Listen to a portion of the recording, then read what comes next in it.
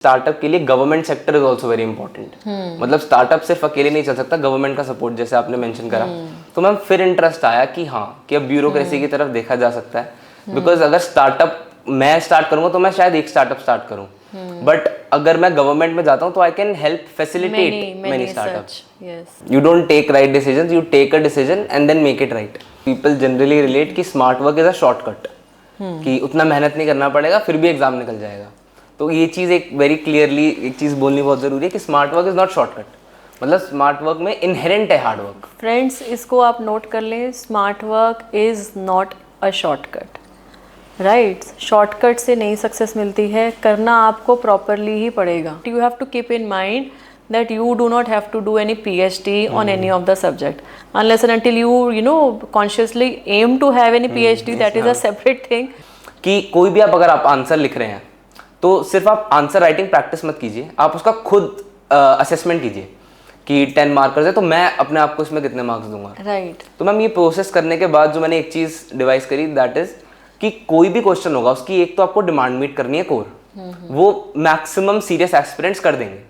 जो serious aspirant नहीं है मे बी उससे कोर डिमांड मिस हो जाए एक आध क्वेश्चन में, but maximum serious aspirants will meet those core demands. फिर मैम सेकंड पार्ट आता है कुछ फॉर्डर पॉइंट्स का, कि कोर डिमांड के बाद कुछ ऐसे फॉर्डर पॉइंट्स होंगे जो मे बी तुम्हें कोर डिमांड ना लगे बट एग्जामिनर को लगे। राइट। कि यार ये भी कोर डिमांड थी बट बच्चे ने मिस कर दी, तो you have to address those also. तो पहले कोर डिमांड अपने हिसाब से, फिर फॉर्डर पॉइंट्स, जनरल जो पॉइंट्स होते हैं हमारे। That is in fact very very important, because आपको हो सकता है बहुत कुछ पता हो, you may know 100%, but you won't be able to write it perfectly unless you practice. That is very important, and therefore herein comes the role of your own strategy. आपकी अपनी ओरिजिनलिटी, आपकी अपनी स्ट्रैटेजी। कि cyber crime आजकल बहुत बढ़ रहे हैं, कि साइबर फ्रॉड आ रहा है। कि अभी recently ma'am I have heard कि मेरा एक फ्रेंड है, her sister she got duped of around 1 lakh rupees because of the cyber crime. And unfortunately हो क्या रहा है कि टेक्नोलॉजी आती है तो इसका मिसयूज पहले आ जाता है। So people tend to utilize it for their personal benefit. Every day some incident of crime against women still happening. So policing का बहुत important role है। So basically there are two things. One is the Actually, whenever I interact with young people, especially in colleges, universities, I always tell them two things. That one is the deterrent effect. One is the deterrent thing कि हम उसको होने ही नहीं दे रहे हैं, और दूसरा फिर होता है corrective. So one is the preventive and the other is the corrective. वो नहीं होना चाहिए, but it is still happening with a even a below 10-year-old girl also.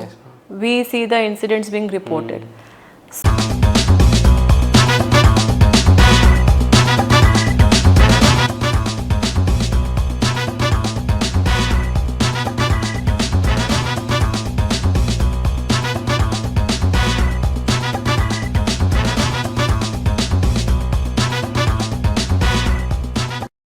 लक्ष्य बिना पाए जिसको, ना दिन ना रात सुझाई दे, अर्जुन वही जिसे केवल मछली की आंख दिखाई दे। जी हाँ दोस्तों, मैं आज आपके साथ शिखर के सफ़र के इस नए एपिसोड में आपके साथ दोबारा जुड़ रही हूँ। मैं सोनल गोयल IAS 2008 बैच आप सभी का हार्दिक स्वागत अभिनंदन करती हूँ। और आज के इस स्पेशल एपिसोड में हमारे साथ एक बहुत ही इंस्पायरिंग पर्सनालिटी हैं, और जो वाक्य, जो कोट मैंने यूज़ किया वो उनके लिए बहुत ही अप्रोप्रिएट है कि अर्जुन वही जिसे केवल मछली की आंख दिखाई दे। जी हाँ, आज हमारे साथ प्रेजेंट हैं मिस्टर चैतन्य गिरी, जिन्होंने UPSC की हाल ही में जो एग्ज़ाम्स का रिज़ल्ट आया, 2023 का जो रिज़ल्ट आया, उसमें उनका सिलेक्शन हुआ at the rank 117, 117 rank at a very young age he has got, and उनका सेकेंड अटेम्प्ट में सिलेक्शन हुआ। Chaitanya, thank you so much for joining us on Shikhar का सफ़र, and it's truly an honour and privilege to be interacting with you. I heartily welcome and many congratulations on this very excellent achievement for your selection into civil services. Thank you ma'am, thank you so much. Thank you for accepting my invitation. Ma'am, thank you for inviting. Thank you. So friends, चैतन्य के बारे में briefly मैं बताना चाहूँगी कि चैतन्य हेल्स from Delhi उनका जन्म और उनकी पूरी एजुकेशन, स्कूली शिक्षा, कॉलेज की शिक्षा दिल्ली में ही हुई।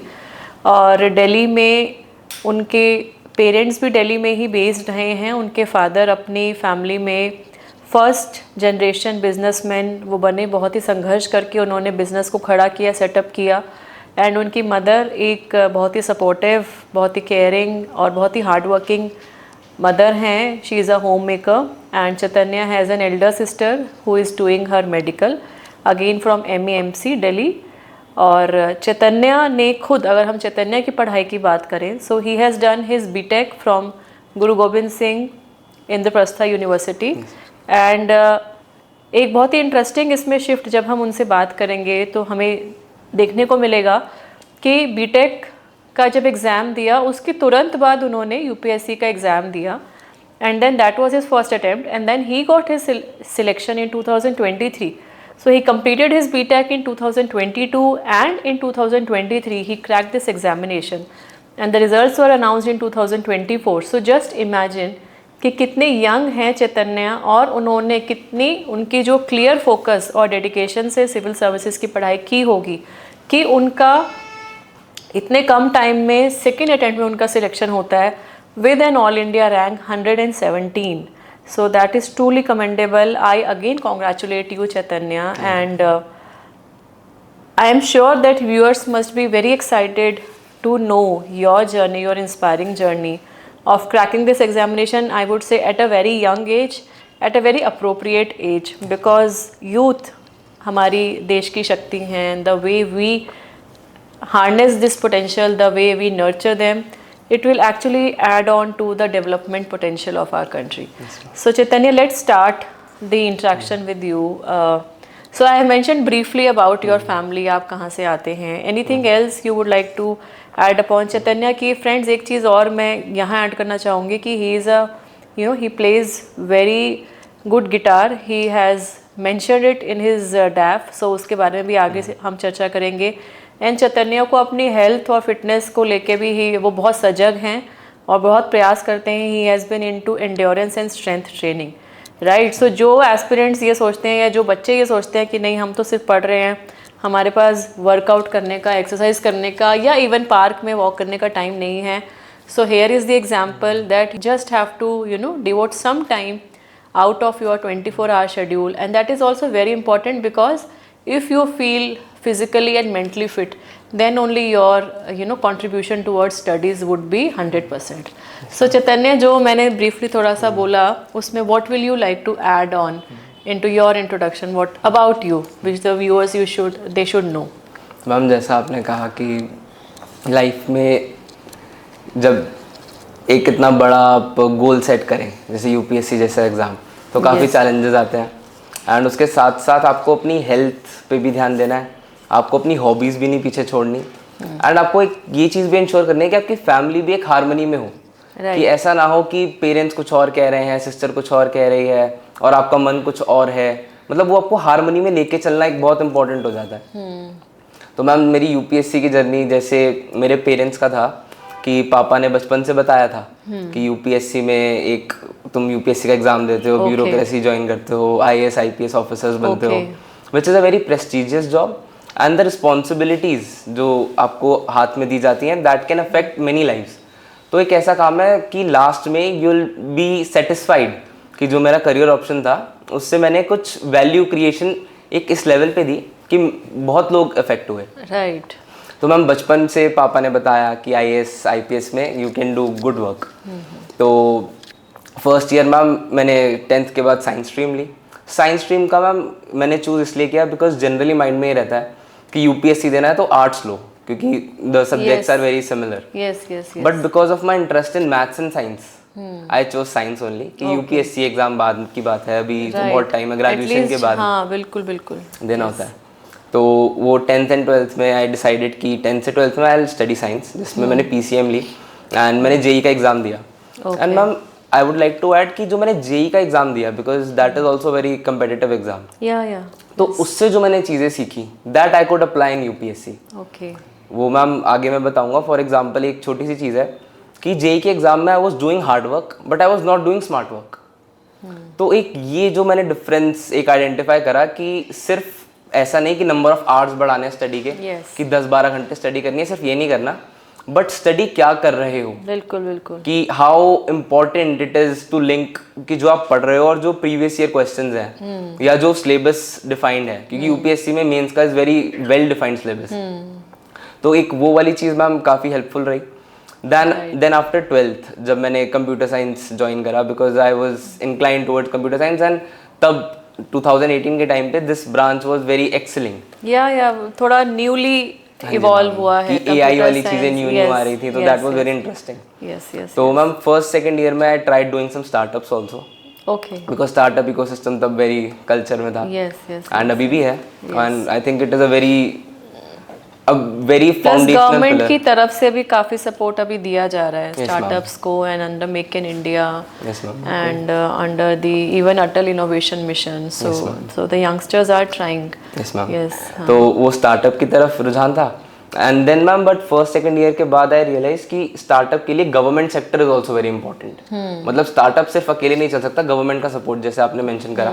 तो मैम फिर इंटरेस्ट आया कि हाँ, कि अब ब्यूरोक्रेसी की तरफ देखा जा सकता है, बिकॉज अगर स्टार्टअप मैं स्टार्ट करूंगा तो मैं शायद एक स्टार्टअप स्टार्ट करूं, बट अगर मैं गवर्नमेंट में जाता हूं तो I can help facilitate many startups. yes, तो मैम फिर सेकेंड ईयर से आई थॉट कि यूपीएससी की तैयारी सही से करनी है. करना है. एंड मैम जैसे आपने बताया कि 2022 और 23 वाली चीज़, कि 22 में ग्रेजुएशन खत्म हुई एंड 23 में आई क्लियर्ड, तो माइंड में पहले तो यही था कि 23 के हिसाब से प्रिपरेशन करना है, but a blessing in disguise for my UPSC preparation was जो लॉकडाउन लगा, बिकॉज उसमें कॉलेज क्लासेस अब ऑनलाइन You थे, were online, तो yes. टाइम काफ़ी मिल गया, तो उसकी वजह से I think that played a major role कि मैं इतनी यंग एज में, मतलब in my second attempt I was able to crack.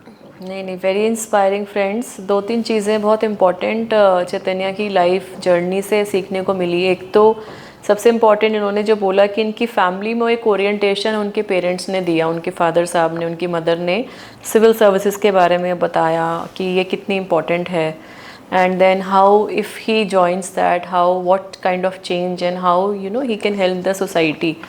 That is a very एक बोलते हैं कि गार्जियन का, जो पेरेंट्स का हमारा रोल होता है कि बच्चे को एक सही डायरेक्शन दे, सही दिशा दे. ये बहुत इंपॉर्टेंट है किसी भी फैमिली में. It's not only about civil services, जो भी आपको करियर लगता है कि बच्चे के लिए ठीक है, तो उसे समय समय पे मार्गदर्शन देते रहना चाहिए. And then the way he has mentioned कि हॉबीज़ के लिए टाइम हमको देना है, you have to give time for your family. And then जो जेई की प्रिपरेशन की और जेई में जो एग्ज़ाम दिया, उससे जो इन्होंने सीखा कि हम चैतन्य से पूछेंगे कि what exactly he means by hard work versus smart work, because your hard work in the right strategy in the right direction is most important, your efforts in the right direction, and then of course your utilization of your time, and then ये बहुत ज़रूरी है किसी भी student के लिए. UPSC के साथ साथ और भी जितने भी कॉम्पिटिटिव एग्ज़ाम्स हैं या हायर एजुकेशन है, it is relevant everywhere. So Chaitanya, बहुत ही आपने सरल तरीके से बताया, and it looks easy but we all know that how difficult it is. Even though you decided almost during your graduation days that yes, now you want to be in civil services, focus on that, and you had tried earlier working for the startup, setting up your own startup.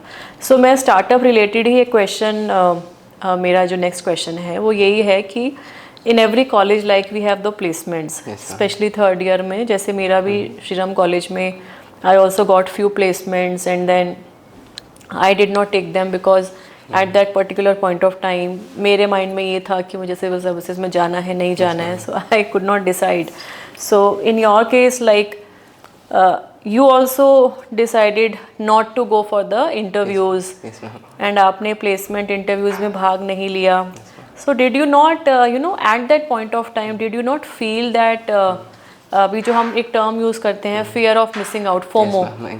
So did you not have that FOMO that oh, my colleagues, my friends, they are getting placed through the college interviews, and उनकी अच्छी जगह placement हो रही है, and you are missing out, especially given the peculiar characteristics of UPSC, especially knowing that 10 lakh aspirants में से selection में नाम जो है 1000-1200 मैक्सिमम आएगा, कई बार उससे कम भी होता है। Yes, ma'am. और उसमें भी जो टॉप सर्विसेज हैं उसमें आपका नाम आएगा या नहीं आएगा, सो नोबडी कैन प्रेडिक्ट।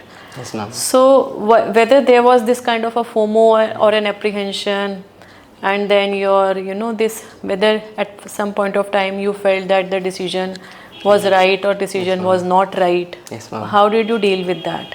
तो मैम इससे रिलेटेड क्योंकि और भी मेरे 2-3 फ्रेंड्स थे जो यूपीएससी की प्रिपरेशन कर रहे थे और जो प्लेसमेंट्स में भी बैठे, मतलब जिन्होंने पहले तो बोला हाँ हम प्लेसमेंट्स में नहीं बैठेंगे, बट जब टाइम आया प्लेसमेंट्स पे बैठने का तो they went for placements. Okay. तो मैम ये फोमो तो बहुत ज़्यादा था क्योंकि पोस्ट कोविड एक पैकेजेस में भी बूम था, बिकॉज पोस्ट कोविड रिकवरी में। कि गार्जियन का, जो पेरेंट्स का हमारा रोल होता है कि बच्चे को एक सही डायरेक्शन दे, सही दिशा दे, ये बहुत इंपॉर्टेंट है किसी भी फैमिली में। It's not only about civil services, जो भी आपको करियर लगता है कि बच्चे के लिए ठीक है तो उसे समय समय पे मार्गदर्शन देते रहना चाहिए। इसका तो 0.001% है कि yes, आईएएस या टॉप सर्विस में कुछ वो आएगा। बिल्कुल बिल्कुल। तो मैम फोमो तो काफ़ी था, बट इस चीज़ को मैंने इससे डील करा कि क्योंकि मैं इतने बड़े एग्जाम के लिए जा रहा हूँ, I am going for a very tough challenge.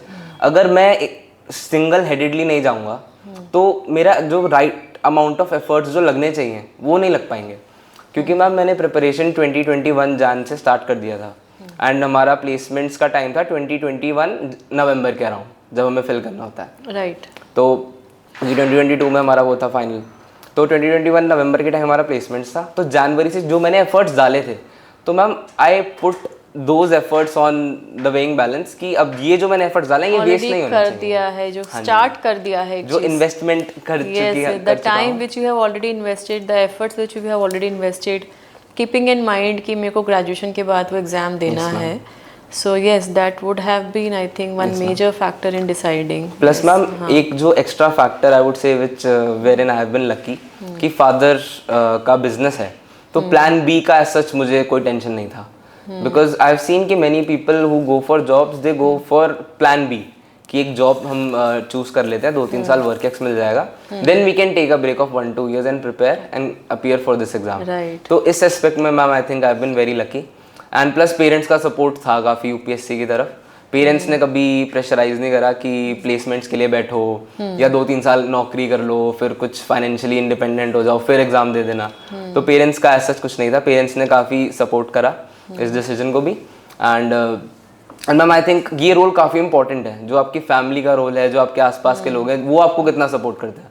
In fact ma'am इसमें मैं ये भी बोलूँगा कि जो मेरे कॉलेज के फ्रेंड्स थे उन्होंने भी कभी ऐसा नहीं बोला कि चैतन्या देख ले प्लेसमेंट्स अच्छी लग रही हैं और अगर नहीं बैठेगा तो आगे मिस आउट हो जाएगा, मतलब they never demotivated me in that direction कि प्लेसमेंट्स के लिए मत बैठ।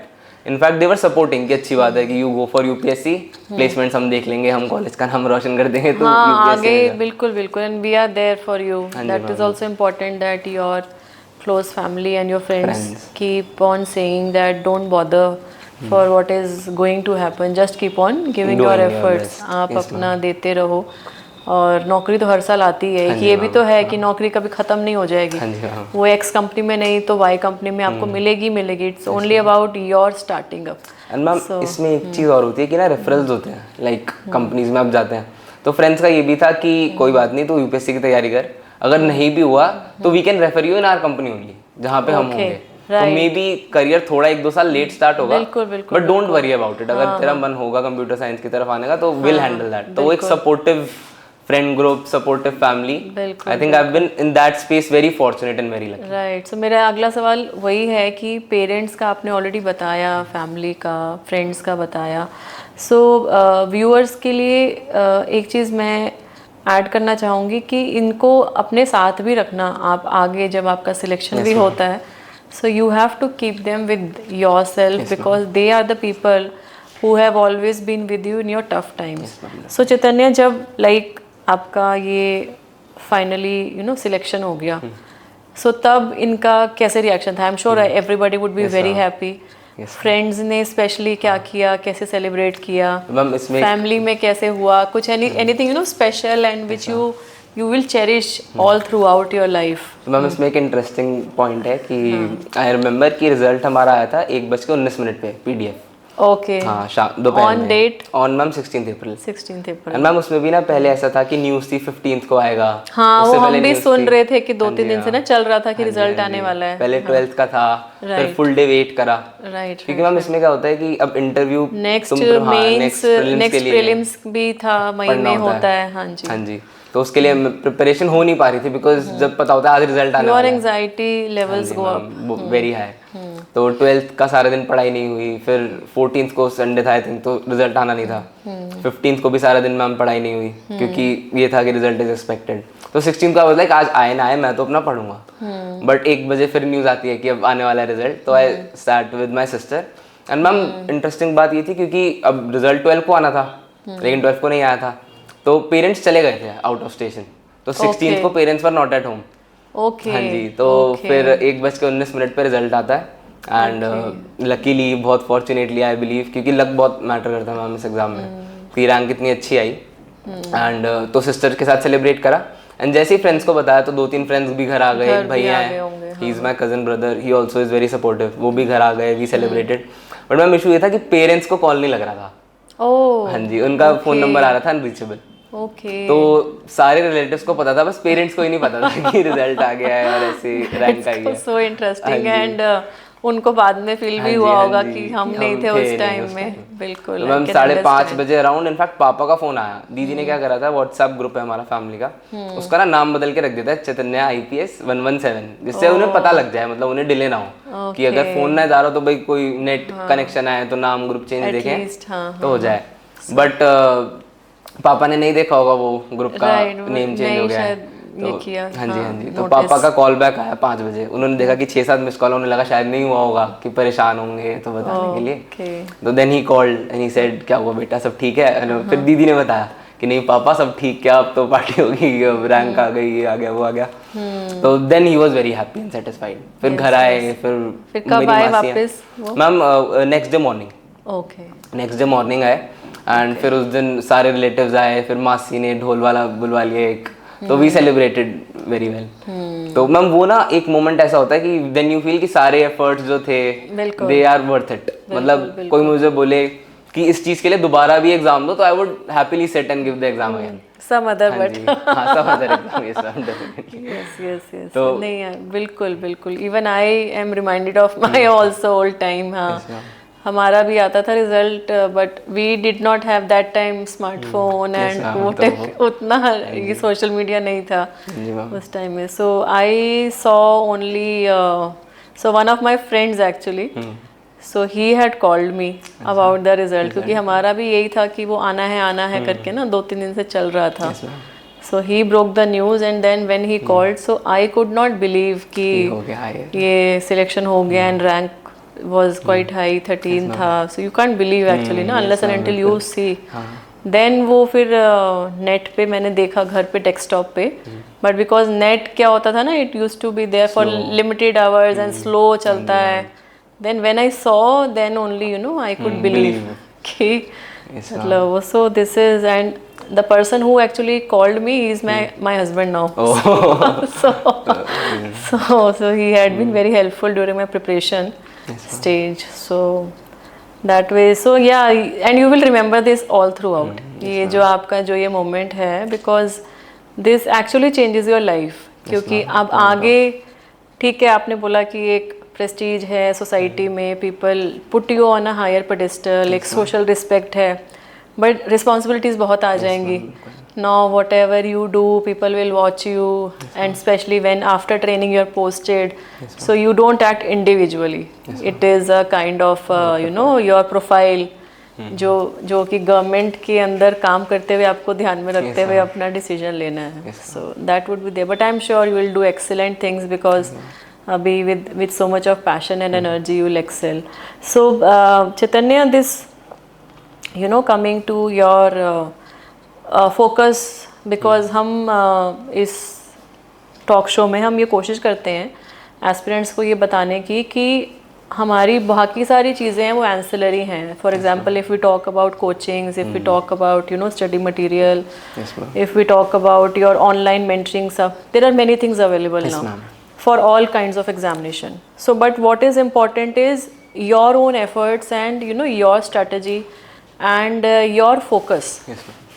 सो उसमें आपका जैसे जैसे जब फर्स्ट टाइम में नहीं हुआ और आपने क्योंकि ग्रेजुएशन के टाइम से आपने सोचा कि मुझे एग्ज़ाम देना है and then you flunk at the prelims you told right. So prelims में अगर हो जाता तो हो सकता है आपको मेंस में लिखने का भी एक एक्सपीरियंस मिलता कि मेंस में आंसर्स कैसे लिखने हैं और फिर हो सकता है इंटरव्यू भी देते आप फर्स्ट अटेम्प्ट में. So that would you know helped you in your preparation of the next attempt even if you don't qualify. Yes, ma'am. तो ये जब नहीं हुआ जो मेरा मतलब ये है आपका सवाल पूछने का कि अगर जब प्रीलिम्स ही आपका क्लियर नहीं हुआ और वो भी तब कि जब आप कॉन्शियसली इसके लिए ट्राई कर रहे थे प्रिपेयर कर रहे थे है ना you had taken that thing very rightfully and seriously sincerely. So when it did not happen that and you could not clear prelims, so how did it feel and आपने फिर अपने आप को सेकेंड बार एग्ज़ाम देने के लिए कैसे तैयार किया? क्योंकि ये जो चीज़ है ये हमें पता है कि लाइफ में अभी जो मौका मिल रहा है हमें ये बाद में हो सकता है नहीं मिलेगा. Your age also is important and the time basically her career graph होता है हमारा. सो इस स्टेज में जैसे 25-27 साल तक हम अपना एफर्ट्स दे सकते हैं किसी भी नए चीज़ को. उसके बाद then you also feel like you have to settle down, take some job और have some business startup whatever. How did you know cope with that and you know prepare yourself कि to bounce back? तो ma'am इसमें ये था कि जो आपने FOMO वाली भी बात की थी तो माइंड में ये था कि 2022 में चाहे कुछ भी करके बस प्रीलिम्स निकल जाए because there was a fear in mind कि घर पे नहीं बैठना एक साल क्योंकि कोई जॉब नहीं होगी कोई कुछ नहीं होगा फ्रेंड्स नहीं होंगे कॉलेज नहीं जाना तो घर पे बैठ के प्रिपरेशन नहीं करनी. एक माइंड में ये था जब मैंने प्रीलिम्स नहीं दिया था उससे पहले कि इतना अच्छे से पढ़ लो कि ऐसा ना हो कि प्रीलिम्स ही फेल हो जाऊं. तो ये माइंड में काफ़ी सीरियसली लेके मैंने पढ़ाई की थी. इनफैक्ट मैम मेरा मेंस इतना प्रिपेयर्ड नहीं था. मैं प्रीलिम्स के लिए काफ़ी सीरियस था कि प्रीलिम्स कैसे ही बस प्रीलिम्स हो जाए फिर 3 महीने मेंस की तैयारी अच्छे से कर लूँगा फिर इंटरव्यू की कर लूँगा फिर ऐसे ऐसे करके हो जाएगा होपफुली. बट जैसे प्रीलिम्स का रिजल्ट आया कि प्रीलिम्स नहीं हुआ ऑल्दो आई वाज एक्सपेक्टिंग कि नहीं ही होगा मतलब थोड़ा डाइसी था कि मे बी हो जाए मे बी ना हो प्रीलिम्स देने के बाद. बट मैम फिर जब रिजल्ट आया और प्रीलिम्स नहीं हुआ तो मैम मैंने एक चीज़ अपने माइंड को समझाई कि अब 2 ऑप्शन है या तो मैं परेशान हूँ 2 महीने और 2 महीने परेशानी में निकाल दूँ कि यार अब इस डर में निकाल दूँ घर बैठ के अकेले तैयारी करनी पड़ेगी या डिनाइल में निकाल दूँ कि चलो कोई बात नहीं अब आराम से हो जाएगा अभी तो पूरा 1 साल है और गुड इनफ टाइम है प्रिपरेशन के लिए. ये भी बात है कि अभी प्रीलिम्स का रिजल्ट है सपोज जुलाई अगस्त में रिजल्ट आ जाता है and then you have to appear in the next year so the time gap is quite high.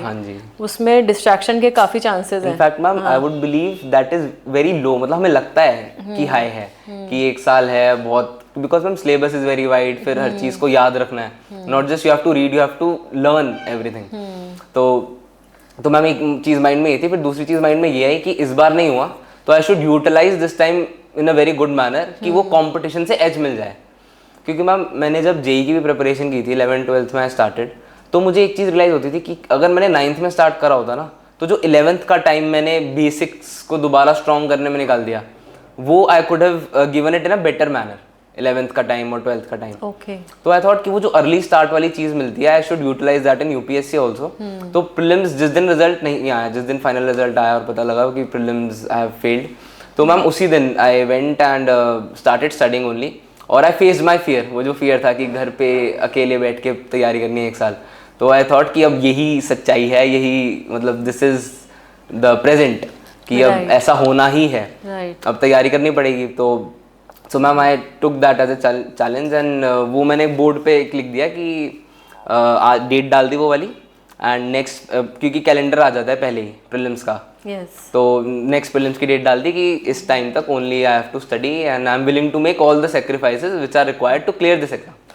तो एक वो उस मैंने इमोशन को एक मोटिवेशन में कन्वर्ट कर दिया उस फियर को एंड मैम आई थिंक वहाँ से जो मैंने सीरियसली प्रिपरेशन अपनी स्टार्ट की वो आई थिंक एक काफ़ी अच्छे मैनर में थी क्योंकि उससे पहले इतनी कंसिस्टेंसी नहीं आ रही थी. उससे पहले ये होता था कि कॉलेज के एग्जाम्स आए क्योंकि तो, हाँ आप ग्रेजुएशन भी कर रहे थे तो उसके अपना सिस्टम फिर कॉलेज फ्रेंड्स भी थोड़ा कहते हैं कि आजा मिल ले या समथिंग लाइक दैट तो वो 1 साल थोड़ा आइसोलेशन में कटता है but I think if you utilize that time effectively तो that will change your life. Friends, very important take away from this कि your failure has to act as your motivation. Your failure, अगर आप failure को अपना setback समझ के और उसको अलाउ करेंगे कि आपको डिमोटिवेट करे for a long time, then you will definitely repeat your failure. Therefore, what is important is that we learn from our failure, we analyze what mistakes did we do, and then given the present situation and circumstances, utilize it in a best way. जो चैतन्य ने किया कि उनको लगा कि अब 9-10 महीने जो मेरे पास हैं उसमें मुझे इस एग्ज़ाम के अलावा और कुछ भी नहीं करना है, and he devise his plan accordingly, and then जो उन्होंने बोला कि फेलियर को मोटिवेशन में बदला, ये बहुत इम्पॉर्टेंट है. We have to understand that every failure is a pillar, is a success को पाने के लिए एक और आपको सीढ़ी दी गई है कि हम अपने फेलियर से समझें, सीखें, अपनी कमियों को रिमूव करें और उस शिखर पर पहुँचें. चैतन्य, एडिंग टू दिस, आपने बात की smart work versus hard work की, and we see youngsters also talking about this कि your strategy has to be smart, you should have a smart hard work. So what is according to you the smart work, and students के लिए क्या important है इसमें समझना? तो ma'am इसमें ना एक मिसकंसेप्शन मैं दूर करना चाहूँगा. पीपल जनरली रिलेट कि smart work is a shortcut, कि उतना मेहनत नहीं करना पड़ेगा फिर भी एग्जाम निकल जाएगा. तो ये चीज़ एक वेरी क्लियरली एक चीज़ बोलनी बहुत ज़रूरी है कि smart work is not shortcut. मतलब स्मार्ट वर्क में इनहेरेंट है हार्ड वर्क. फ्रेंड्स, इसको आप नोट कर लें, smart work is not a shortcut. Right, shortcut से नहीं सक्सेस मिलती है, करना आपको प्रॉपरली ही पड़ेगा. यस मैम, बिल्कुल. तो वो स्मार्ट वर्क हार्ड वर्क में सबसे पहले चीज़ तो ये माइंड से निकालनी चाहिए इंसान को कि this is not a shortcut. Smart work is in addition to hard work, कि हार्ड वर्क तो करना है बट उसके साथ साथ you have to take certain decisions. ये आपका कुछ एक चीज़ बोलते हैं कि टाइमली एनालिसिस आपको अपने आप का खुद करना है, सेल्फ असेसमेंट अपने आप की खुद करनी है, और आपको ये समझना है कि जो मेरा पाथ है क्या वो गोल की तरफ जा रहा है या वो थोड़ा डेविएट हो रहा है. तो मैम इसमें फॉर एग्जांपल मैं यूपीएससी का एग्जांपल लेता हूँ. तो इसमें स्मार्ट वर्क इज कि आप रेगुलरली प्रीवियस ईयर क्वेश्चंस देखते रहें. फॉर एग्जांपल क्या होता है मैम, लोग क्या करते हैं कि जनरली एक बार प्रीवियस ईयर क्वेश्चंस देखें, देन दे थिंक कि मॉडर्न हिस्ट्री पढ़ते हैं. फिर वो मॉडर्न हिस्ट्री पढ़ते पढ़ते they deviate so much from the exam कि they are learning about wars and battles और उसकी डिटेल्स में जा रहे हैं कि बाबर ने कौन सी स्ट्रैटेजी यूज की थी. But that is not relevant to what UPSC asks. Research scholar नहीं बनना है, सीधी बात है. इसमें बहुत इंटरेस्टिंग सब्जेक्ट्स आते हैं. मैं कॉमर्स स्टूडेंट रही हूँ, चैतन्य इंजीनियरिंग के स्टूडेंट रहे हैं, और हम ऐसी इतनी नई चीज़ें पढ़ते हैं इसके अंदर जो कभी हमने पढ़ी ही नहीं होती हैं, और शायद कभी ना भी पढ़ें अगर ये तैयारी हम ना कर रहे हो.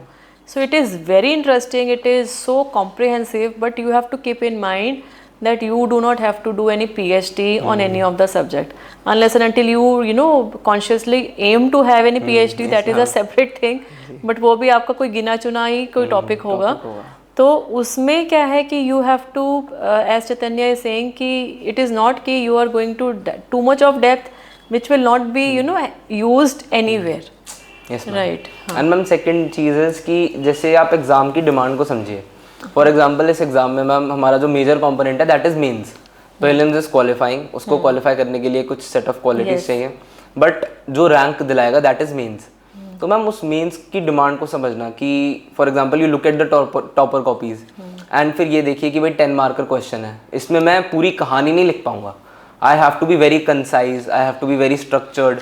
वो प्रेजेंटेशन ऑफ आइडियाज़ बहुत इंपॉर्टेंट है. फॉर एग्जांपल मैम मेरे इस बार आई थिंक एसए में one of the highest marks हैं, आई हैव स्कोर्ड 134. तो मैम आई थिंक उसका रीज़न ही यही है कि बहुत इन डेप्थ में मैंने टॉपर कॉपीज़ का रिसर्च करी रादर देन क्रिएटिंग या कंटेंट इकट्ठा करना, बिकॉज आजकल मार्केट में बहुत कंटेंट है and generally I have scene aspirants they go for कि अच्छा कंटेंट मिल जाए रादर देन कि कंटेंट में है क्या, पढ़ना क्या है, रेलिवेंट है या नहीं है, बस कुछ अच्छे एग्जाम्पल्स मिल जाए, अच्छा कंटेंट मिल जाए. बट मैम आई थिंक उससे ज़्यादा इंपॉर्टेंट इज कि आप अप्रोच को समझें एग्जाम की रादर देन कंटेंट इकट्ठा करें. क्योंकि कंटेंट एक लिमिट के बाद आई थिंक तुम यूज़ कर लोगे, बिकॉज 10 मार्कर है, 2 page you have to write in mains, 15 mark का है तो 3 page you have to write, Yes. तो you will have enough content, but उस कंटेंट को आपको प्रेजेंट कैसे करना है, वो स्ट्रक्चर कैसे करना है, उसमें वैल्यू एडिशंस कैसे डालने हैं.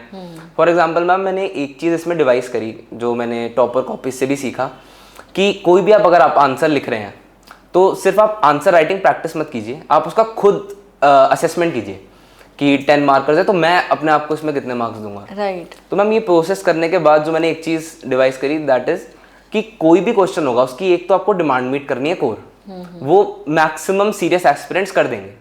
जो सीरियस एस्पिरेंट नहीं है मे बी उससे कोर डिमांड मिस हो जाए एक आध क्वेश्चन में, but maximum serious aspirants will meet those core demands. फिर मैम सेकंड पार्ट आता है कुछ फॉर्डर पॉइंट्स का, कि कोर डिमांड के बाद कुछ ऐसे फॉर्डर पॉइंट्स होंगे जो मे बी तुम्हें कोर डिमांड ना लगे बट एग्जामिनर को लगे राइट. कि यार ये भी कोर डिमांड थी बट बच्चे ने मिस कर दी, तो you have to address those also. तो पहले कोर डिमांड अपने हिसाब से, फिर फॉर्डर पॉइंट्स जनरल जो पॉइंट्स होते हैं हमारे. फॉर एग्जांपल इकोनॉमी में you can related with fiscal policy, monetary policy, मतलब आपस में इंटरकनेक्शन कुछ कुछ कि एग्जामिनर को लगे कि हर चीज़ टच कर दी है.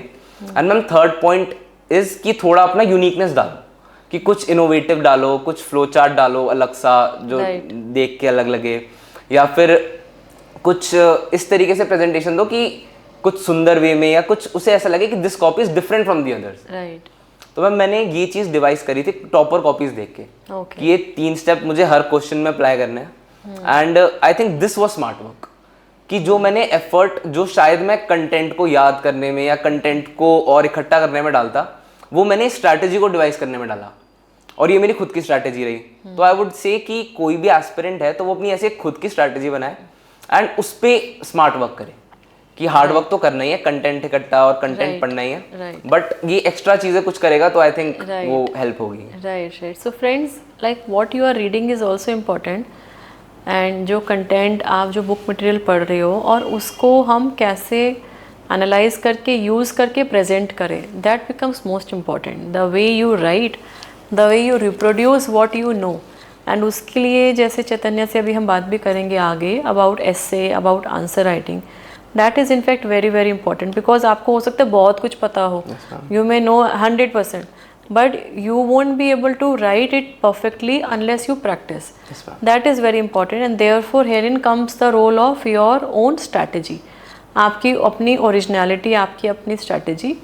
You can take cues from previous year questions, see the questions, you appear in mock test and you see the toppers copies, and बहुत कुछ available है, but choose what is relevant and choose what is important for you, and then work very diligently on that. Yes, ma'am. So Chaitanya, since we have already discussing the strategy, so maybe let's discuss this phase wise, क्योंकि students को curiosity रहती है.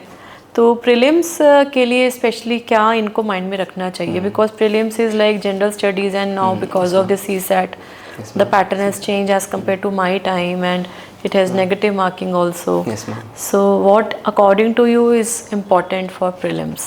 तो ma'am जैसे prelims में हमारे 2 papers हैं, एक जीएस का, एक सीसैट का.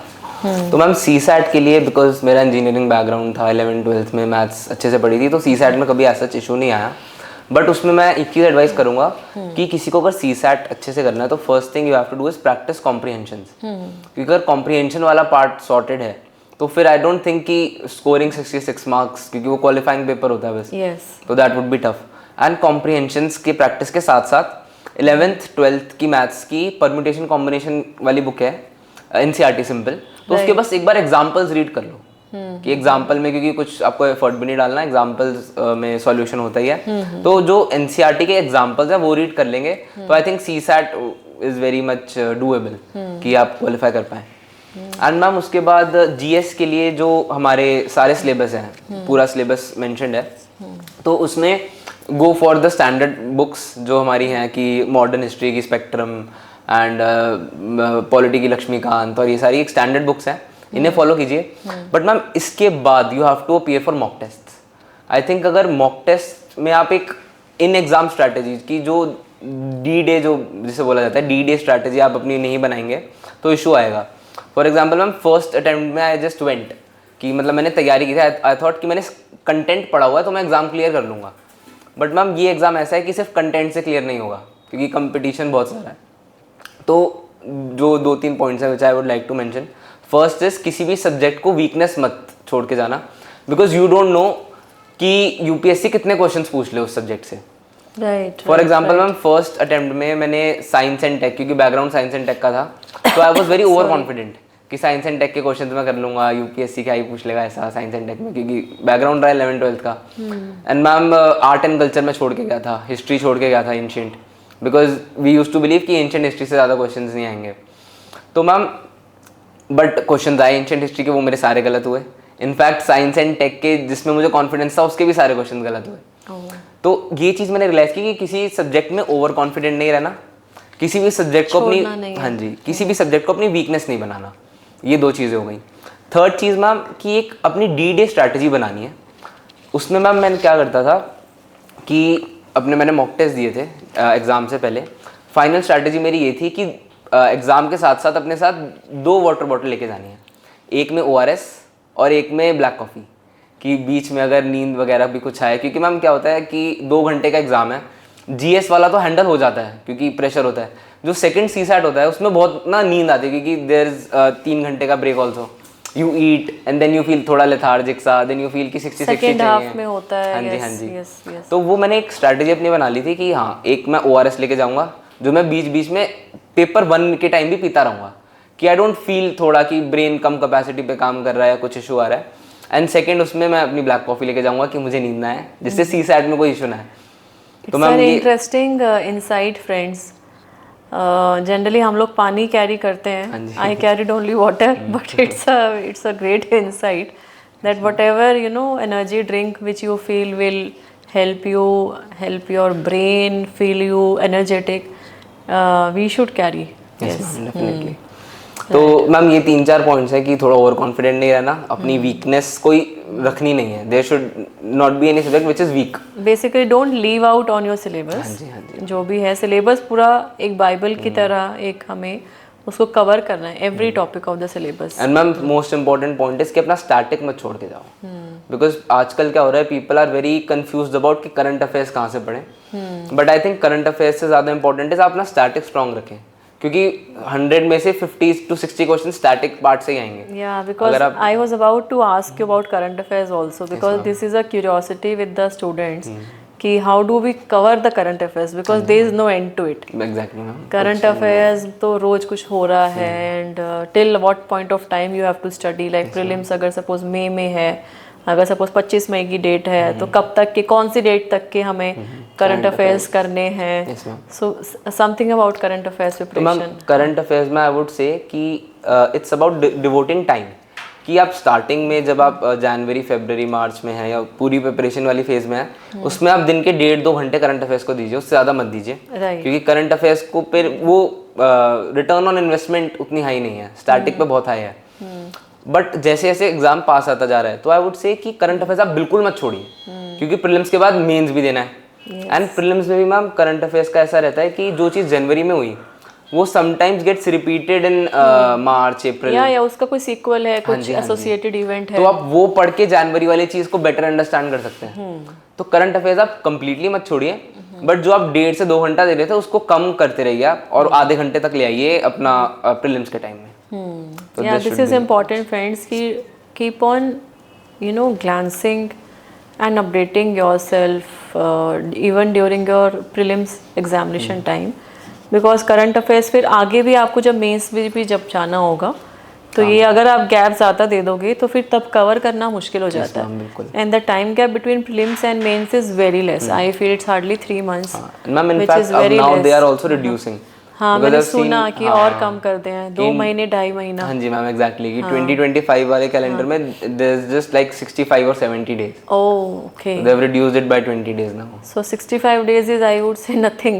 Yes मैम, बिल्कुल। मतलब प्री के बाद मेंस की तैयारी के लिए तो फिर उस एस्पिरेंट को कुछ और सब कुछ भूल भाल के उसी पे ही ध्यान देना पड़ेगा। यस।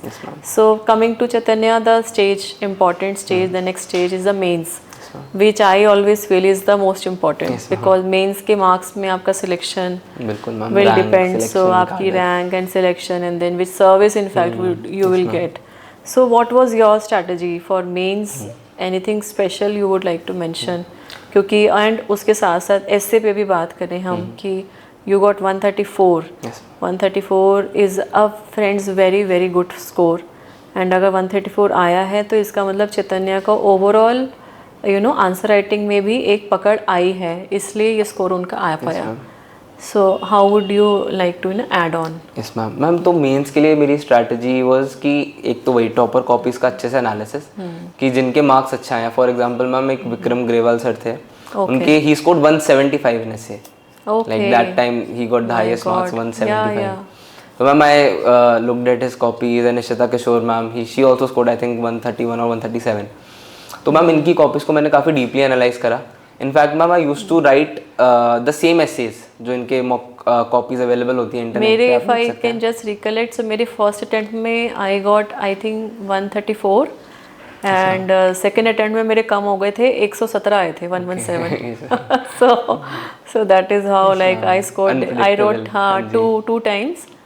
सो बट मेरा स्कोर ऐसे ही था. हाँ तो मैम इसमें what I used to do was कि जो टॉपर ने जिन पे एसेज लिखे हैं उन सेम टॉपिक्स पे I used to write essays and then I used to compare paragraph by paragraph कि इन्होंने क्या लिखा फिर मैंने क्या लिखा फिर मेरा फ्लो कैसा रहा. मतलब एक आइडिया के बाद मैंने दूसरा आइडिया क्या दिया और इन्होंने एक आइडिया के बाद दूसरा आइडिया क्या दिया. तो मैम उससे ना मुझे काफ़ी चीज़ें ये समझ में आई कि ऐसे में फ्लो की जो हम बात करते हैं दैट इज़, मुझे स्टार्टिंग में लगता था फ्लो क्या होता है, फ्लो तो अपनी मर्जी से कुछ भी कह दो. मतलब मैं सीरियसली नहीं लेता था फ्लो वाली चीज़ को. बट वो देख के मुझे समझ में आया कि नहीं, there has to be certain flow, there has to be certain logical connection within the paragraphs. कि ऐसा नहीं होना चाहिए बिकॉज मैम एक जनरल आजकल क्या चलता है एस्से में कि जस्ट ओपन द एस्से, क्योंकि फिलोसॉफिकल एस्सेज आ रहे हैं आजकल. पहले क्या होता था, एक जो ऑप्शन होते थे तो एक फिलोसॉफिकल एस्से होता था, एक थोड़ा हमारा जीएस बेस्ड एस्से होता था कि जिसमें हमें कंटेंट देना है. तो what people are generally doing these days is कि फिलोसॉफिकल एस्से जो है उसको एक इकोनॉमिकली डायमेंशन दे दो, एक सोशल डायमेंशन दे दो, एक पॉलिटिकल डायमेंशन दे दो. तो मैम उसमें ना इंटरकनेक्शन नहीं बन पाता अच्छे से. You are just opening the essays in different directions. Right. And I think अगर फिलोसॉफिकल एस्से दिया जा रहा है तो they want a in depth understanding from you कि आप उसको एक बिगर पिक्चर उसकी देख पा रहे हैं या नहीं. तो वो चीज़ अगर आप अच्छे से एक फ्लो में आंसर लिख पाएँ तो वो वेल डेवलप होगी. एंड थोड़ा थोड़ा मैम यूनिकनेस के लिए like I mentioned I added certain poems, certain quotes जो अच्छे वाले कोट्स एंड पोएम्स हैं. तो ma'am I think that help me in scoring good marks in essay. And as far as ma'am rest of the papers are concern, तो GS के तो ma'am मैंने simple strategy अपनाई थी कि I have to write concise, कुछ over explain नहीं करना. एंड लाइक मैम स्कूल में हमें ऐसा सिखाया जाता है कि you have to write the answer like सामने वाले को नहीं पता कि आप क्या बात कर रहे हैं. बट यूपीएससी में you can not right that way कि आप हर चीज़ एक्सप्लेन कर रहे हो बिकॉज टाइम भी कम है and they give definitive space. ऐसा नहीं है कि you can take extra sheets और समथिंग लाइक दैट. वो बिल्कुल वो ये है कि क्वेश्चन है उसके नीचे आंसर का स्पेस है and then the next question. So you friends you have that limited space जिसमें like you have to plan out what all points you need to cover. हाँ. तो फिर इस चीज़ के लिए मैंने सोचा था काफ़ी कंसाइजली लिखना है, पॉइंट फॉर्मेट में लिखना है. एंड जीएस में as maximum examples you can put, क्योंकि एग्जांपल से आपको ना एक सब्सटैंशिएशन मिलती है अपने पॉइंट की. एंड एग्जामिनर नोज कि अगर इसने एग्जांपल कोर पे दिया है तो उसका पॉइंट सही होगा. So yes so that actually shows to the examiner that the person is knowing what he is writing. Basically important ये है कि वो कोरिलेट करके ही कोई एग्जाम्पल साइट करेगा. तो वो एक अंडरस्टैंडिंग है, इसीलिए वो व्यक्ति उसको लिख पा रहा है. एंड मैम इसमें यहाँ पे करंट अफेयर्स का रोल आता है कि पीपल को मतलब जनरली द एस्पिरेंट्स थिंक कि जो करंट अफेयर्स है उससे डायरेक्ट क्वेश्चन आएगा. बट मेंस में करंट अफेयर्स से डायरेक्ट क्वेश्चन मे बी 20 में से 3-4 होते हैं, उसके बाद बचे हुए सारे स्टैटिक होते हैं. बट स्टैटिक में जो आप आंसर लिख रहे हैं उसमें करंट अफेयर्स आपको खुद से डालना है. एग्जांपल्स के तौर पे आप करंट अफेयर्स को डालो. हाँ जी ma'am, that is important. And ma'am फिर जीएस में मेरा ये था स्ट्रैटेजी ओवरऑल. एंड अपना ऑप्शनल मेरा was political science and international relations. And उसमें ma'am I used to watch vantage with Palki Sharma. तो that is a very good programme. वो यूट्यूब पे 1 घंटे का आता है डेली. संडे नहीं आता, बस मंडे टू सैटरडे. And उसमें she gives a very in-depth analysis of all the related things in the international sphere. तो वहाँ से I used to collect points, make notes, and उनको अपने आंसर में I used to put them. Right. तो उससे I think एक edge मिला है कि पॉल साइंस में भी I've scored good marks.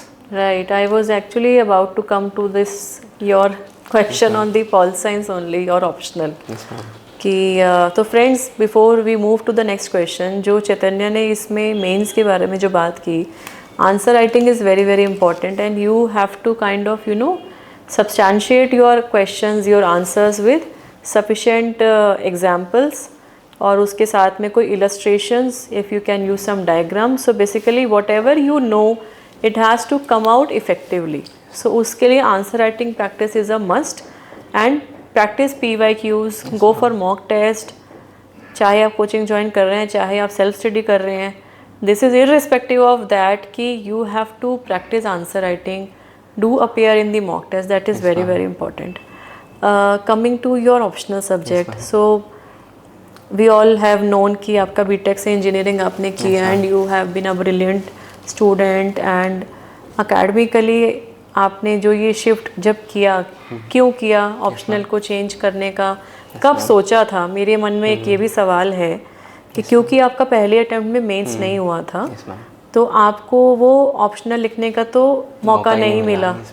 So when did you actually decide about your optional, whether it was during your earlier preparation days और it was at a later stage? Because students do this कि वो एक attempt में कोई देते हैं and then they feel कि इसमें नहीं कंफर्ट आ रहा, इसमें मार्क्स नहीं आएंगे, they are not able to generate interest and then they change it. So when did you decide about your optional subject? And it is totally different from science, from engineering. तो ma'am इसमें ना एक Ajit Doval sir का quote है कि you don't take right decision, you take a decision and then make it right. तो ma'am ये ना स्टार्टिंग की प्रिपरेशन में आई हैड डिसाइडेड कि एक ऑप्शनल चूज करना है, बिकॉज आई हैड नोन कि बच्चे इसमें बहुत टाइम लगाते हैं कि पहले कुछ एक महीना कोई सब्जेक्ट पढ़ेंगे, फिर दूसरा महीना कोई और पढ़ेंगे, फिर सोचेंगे नहीं यार पहला वाला ही अच्छा था, फिर 2-4 टेस्ट लिखने के बाद लगेंगे नहीं यार कोई और पढ़ते हैं, इसमें और इंटरेस्ट आ रहा है, तो उसमें बहुत टाइम वेस्ट होता है. तो आई हैड डिसाइडेड कि I will be very decisive about it, कि कोई एक चूज़ करूँगा and then I will stick to it, और अच्छे से रिसर्च करके करूँगा. Like I spend good 10-15 days कि अच्छे से सबसे पूछ पाछ के. तो मैम स्टार्टिंग में आई वांटेड मैथ्स, कि my maths was I felt good, और मैथ्स में इंटरेस्ट भी था. Then ma'am maths is scoring also, क्योंकि मैथ्स में काफ़ी अच्छे मार्क्स आते हैं. एक्सट्रीम्स पे आते हैं तो बहुत कम आएंगे या बहुत ज़्यादा आएंगे, but I had confidence on my maths. But ma'am फिर जब मैंने सीनियर्स से बात की तो दे सेड कि मैथ्स का ना कोई ओवरलैप नहीं है विद जीएस. लाइक आप, क्योंकि मैम आर्ट्स मेरे लिए सारा न्यू था, सारे जीएस सब्जेक्ट्स मेरे लिए न्यू थे. तो एक ये था, उनका फियर भी था कि हिस्ट्री समझ आएगी या हिस्ट्री याद होगी, या ऐसा तो नहीं कि पढ़ा नहीं जाएगा, क्योंकि मैंने स्टार्टिंग में ही चूज़ करना था ऑप्शनल, तब तक मैंने जीएस सब्जेक्ट्स कुछ पढ़े नहीं थे. तो मैथ्स में इसलिए I was inclined towards maths. But then they said कि कोई उसका ओवरलैप नहीं है, तो और plus maths requires a lot of practice, that I knew कि मैथ्स के लिए अलग से बहुत टाइम देना पड़ेगा. फिर मैम मैथ्स में देयर वाज वन थिंग कि गाइडेंस भी कम अवेलेबल है. कि यूपीएससी से रिलेटेड आपको मैथ्स का जो असाइनमेंट्स है, प्रैक्टिस क्वेश्चन है, वो उतने मिलेंगे नहीं. मिलेंगे भी तो the way they check and the way UPSC will check, that might be very different. तो उसमें आपको थोड़ा कुछ एश्योरेंस नहीं मिलेगी कि मैं मॉक टेस्ट में अच्छा स्कोर कर रहा हूँ तो यूपीएससी में भी अच्छा ही आएगा. तो मैम फिर आए थॉट कि ठीक है आर्ट्स वाले को ही सब्जेक्ट लेंगे. फिर मैम माइंड आया सोशियोलॉजी एंड PSIR पे, जो सबसे फेमस वाले रहते हैं, ज्योग्राफी. तो मैम ज्योग्राफी में इतना कुछ खास इंटरेस्ट नहीं था, बट पॉल साइंस में था कि IR से रिलेटेड चीज़ें I had interest in them.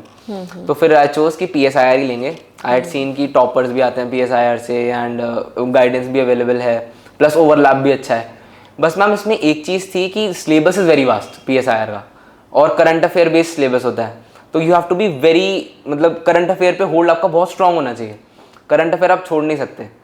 तो मैम ये मैंने एज अ चैलेंज लिया कि अब इसके लिए करंट अफेयर्स पढ़ना है और GS के लिए भी पढ़ना है, तो वो कॉमन हो जाएगा. तो करंट अफेयर्स में अच्छे से पढ़ूंगा. एक चीज़ मैंने अपने माइंड में डिटर्मिनेट कर ली कि करंट अफेयर्स पे लैक नहीं करना. And then I chose PSIR, क्योंकि ma'am computer science optional available होता नहीं. साइंस से रिलेटेड मैथ्स है, फिजिक्स है, और थोड़े बायोलॉजी वाले हैं, केमिस्ट्री है स्टूडेंट्स. तो कंप्यूटर साइंस में मैम केमिस्ट्री फिजिक्स हमें पढ़ाते नहीं थे, मैथ्स थोड़ा था. राइट. तो फिर इसलिए I in the end I chose pol science. And ma'am I think I have been lucky कि पॉल साइंस में मार्क्स भी सही आए हैं. एंड उसी की वजह से आई थिंक मैम अच्छी है. Otherwise a good subject because it is actually helping you in your general studies. Yes, and it is also helping you in essay also. Yes, ma'am. And the way it makes you, even though मैंने political science उस तरीके से नहीं पढ़ा, I had only till 10th. Yes, ma'am. उसके बाद I have been a commerce student and मेरा भी humanities में हाथ थोड़ा tight था क्योंकि 10th के बाद मैंने कभी पढ़े नहीं थे subject, and that is why I scored very less in my first attempt in the GS ना. So yes, so मैंने अपना optional रखा PubAd, Public Administration and Commerce. We had to take two optionals. Two options back then. So by that time, so Commerce was of course a very obvious choice because I had been a Commerce student. And Public Administration मेरा same reason था जो आपने reason बताए अपने कि that overlap and then you know it is also an interesting subject and marks भी ठीक ठाक आते हैं PubAd में. And material is also available.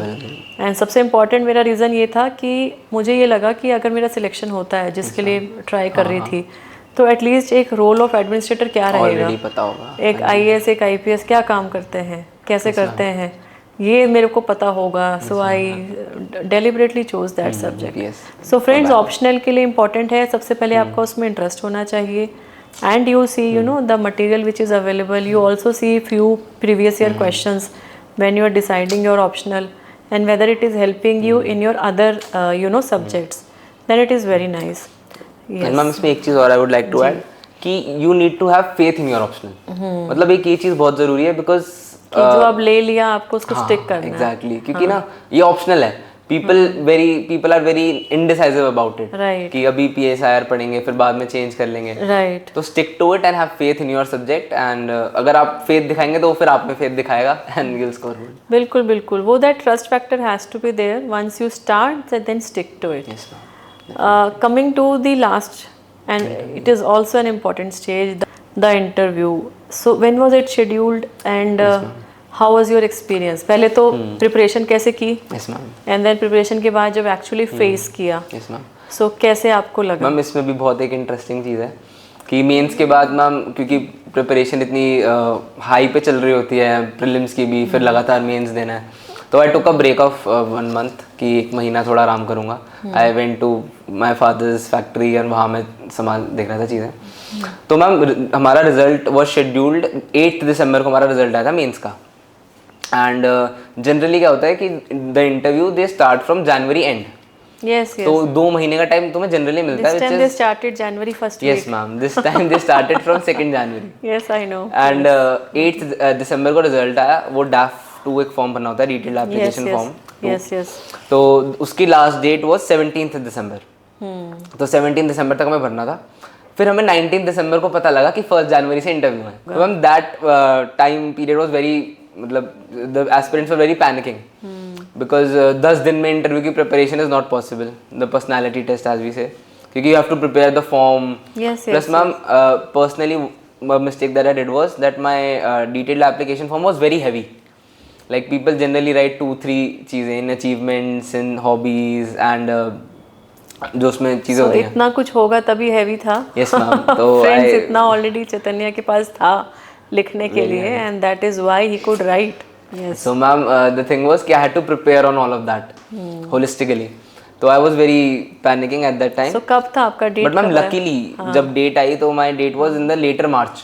Okay. तो then I was satisfied कि हाँ, that pressure is off me now. So my interview date was 26th March. But this time तो schedule भी उन्होंने parts में दिया है. हाँ जी ma'am, 3 parts. They did not release the entire schedule in one go. Yes, yes. 3 parts में है. तो ma'am and mine was in 3rd part only. I was expecting Jan में आएगा, बट Jan में नहीं आया, फिर Feb में भी नहीं आया, फिर March में आया. तो 26 मार्च को मैम इंटरव्यू था and my board chairperson was Shri IPS, I am forgetting the name, Sheelvardhan sir. Yes ma'am. Shri IPS Sheelvardhan sir, he was my chairperson of the board. Okay. And ma'am मेरा क्योंकि optional PSIR है and one of my hobbies was following international relations. So most of the questions were from international relations only. Okay. And उस समय ma'am हमारा Ukraine Russia war was also on peak and Israel Palestine had also started. Plus ma'am recently एक attack हुआ था Moscow पे by ISIS. तो then they asked me questions about that and ma'am इसमें भी एक इंटरेस्टिंग चीज़ थी कि इंटरव्यू से 2 दिन पहले my father asked me the same question कि चैतन्य ये एक चीज न्यूज में दिखा रहे हैं, ऐसा क्यों हुआ, मतलब out of curiosity, yes yes, just for हाँ just for discussion, and I did not know the answer कि ऐसा क्यों हुआ, and I searched on it, पापा को प्रॉपर आंसर बताया मैंने, and the same question appeared in interview also. Just imagine. हाँ जी, तो ma'am I was very lucky that way also, and interview was very nice ma'am, I felt very good interacting. एक तो काफी pressure होता है स्टार्टिंग में, because you think कि यूपीएससी का इंटरव्यू है, कुछ गलत मुंह से निकल गया, कुछ मिस्टेक हो गई तो सिलेक्शन कैंसिल ना हो जाए, बट आई थिंक कि एक आध मिस्टेक से सिलेक्शन कैंसिल नहीं होता। They see your overall personality, you have 30 minutes to impress them, and with your content, with your दूसरी abilities, the way you speak, the way you make your eye contact, and I think अगर आप calm composed रहेंगे तो you will score way better if you take that pressure off कि मुझे सामने वाले को इम्प्रेस करना है। I think you just be you, and थोड़ा आप मॉक टेस्ट दीजिए जिससे आपका वो कामनेस एक इनहेरेंट आ डेवलप हो जाए। हाँ जी, तो आई थिंक मैम मैंने भी 26 मार्च को था, बिकॉज लेटेस्ट स्टेज में था, तो I gave 10 mocks of interview, because I was like कि अब पढ़े तो पढ़े क्या, प्लस मैम प्रीलिम्स की प्रिपरेशन साथ साथ करनी होती है, but I was not able to get myself to start prelims का प्रिपरेशन, बिकॉज थोड़ा माइंड में इंटरव्यू का भी था, तो that time period was very confusing सा, but again I stick to my decision कि इंटरव्यू का ही पढ़ेंगे, क्योंकि इंटरव्यू अभी नेक्स्ट है, प्रीलिम्स फिर देखेंगे 26 के बाद सोचेंगे प्रीलिम्स का क्या करना है। तो I completely devoted my time for interview only, and luckily हो भी गया, प्रीलिम्स नहीं देना पड़ा इस बार। Yes. But overall experience was of the personality test was very cordial and nice. Right. Because मैंने भी इंटरव्यू में टॉपर्स को देखा था, जैसे कि the board is very nice, they make you comfortable, and it was like that. But a few Not of my everybody friends, हाँ जी ma'am, gets. exactly. No, not everybody A few of gets. my friends, they have told me कि interview sometimes Some is of not the cordial. interviews they are very strict. Mine was very strict. In fact, ma'am. one of the strictest Yes ma'am. boards we had at that time. And so friends, but important क्या है कि you have to maintain your calm and composure, and you have to just be yourself, because इसकी तैयारी तो specific तैयारी नहीं है, whatever तैयारी you do is along with your preparation. Yes ma'am. And your knowledge is already tested in prelims and mains. If you have reached up to this level, that means that metal is already there, and it is only about your presence of mind, how you discuss on things, what is your orientation. And interview board का एक ही जो है motive रहता है to discuss on why you want to be in civil services. Like आप अपना एक settled career profession को छोड़ के, उसको फोरगो करके सिविल्स में आ रहे हो, तो क्यों आ रहे हो, what is the reason, what is the reason. So and ma'am इसमें ना कि दे वांट टू सी कि व्हिच आई रियलाइज कि as a person how depth you have, how much depth do you possess as a person, कि if you are doing something तो how well you want to know about that thing, how much curious you are, because bureaucracy में if you are not curious then अपना काम सही से करना would be very tough. बिल्कुल बिल्कुल बिल्कुल. You have to be curious कि ऐसा हो रहा है तो क्यों हो रहा है, क्या रिपरकशंस हैं. आई थिंक उस वे में प्रिपरेशन करेंगे तो you'll get through. Right. Very nice. So coming to strategy का जब कंक्लूड करते हैं हम, तो उसमें एक क्वेश्चन जो एस्पिरेंट्स का बड़ा इंपॉर्टेंट रहता है, कोचिंग करनी है नहीं करनी है. रिसेंटली हमने चैतन्य देखा कि दिल्ली के कोचिंग इंस्टीट्यूट्स में बड़ा दर्दनाक इंसिडेंट भी हुआ, and because of this water logging, flooding, urban flooding, in fact 3 students lost their life. और उससे पहले भी हमने देखा है of and on incidents report होते रहे हैं. इलेक्ट्रोक्यूशन से 1 student lost life, and fire breakout से होता है. So these incidents are very very tragic, and I always feel so much sympathy with the parents and family. कि उन्होंने बच्चे जनरली जो हॉस्टल्स में रह रहे हैं वो बच्चे जनरली दिल्ली के बाहर के हैं, कि वो इतनी आशाओं और उम्मीद से फैमिली छोड़ के और इतने एक्सपेंडिचर पे यहाँ रह रहे हैं. और वो बोलते हैं ना कि दिया जो रोशनी कर सकता था अपने आसपास, वो उससे पहले बुझ गया. मतलब दिया जलने से पहले, जो कि बहुत अपने आसपास के लोगों को रोशनी दे सकता था, एस्पिरेशंस, तो वो बुझ गया. तो कोचिंग को लेके भी अभी आजकल डिबेट्स बहुत चल रहा है कि whether it's one infrastructure and facilities is one part, but whether coaching is actually essential, कि मतलब कि कोचिंग के बिना हो ही नहीं सकता है. What was your strategy like? Did you take coaching full or half, or some partial, and what is your suggestion to the aspirants? अब मैम इसमें because I was staying in Delhi only, yes, but ma'am still I realise कि offline coaching की need नहीं है, because मैंने JEE के time offline coaching ली थी and उसमें ना दो बहुत बड़े डिसएडवांटेजेस ये होते हैं. First thing is they make you sit for long hours. 4 घंटे की क्लास है और ma'am to focus 4 hours on a subject एक ऐसी क्लासरूम में बैठ के where you are might not be comfortable also, that becomes very hard.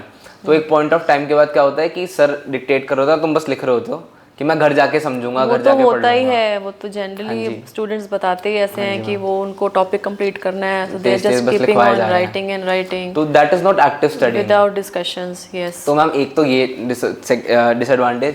Second disadvantage is you can not, मतलब कुछ चीज़ मिस हो गई तो सर को नहीं कह सकते सर प्लीज़ रिपीट, क्योंकि पूरी क्लास है तो वो मिस हो गई तो अपने दोस्तों से पूछना पड़ेगा यार सर ने क्या बताया था. And I think now batch sizes have also increased. हम बच्चे टीचर को नहीं, एक स्क्रीन को देख रहे हैं, टीचर बहुत दूर आगे बैठे हैं यस, और वो स्क्रीन को देख के क्लास देख रहे हैं, तो दैट इज लाइक घर नॉट से a personal contact. Plus ma'am third thing is कि आने जाने का टाइम, कि ट्रैवलिंग टाइम, फिर मैम क्लास के बाद 2-3 दोस्त आएंगे कि चल एक्सर्शन भी होता है. यस यस यस, हाँ जी, तो वो distractions.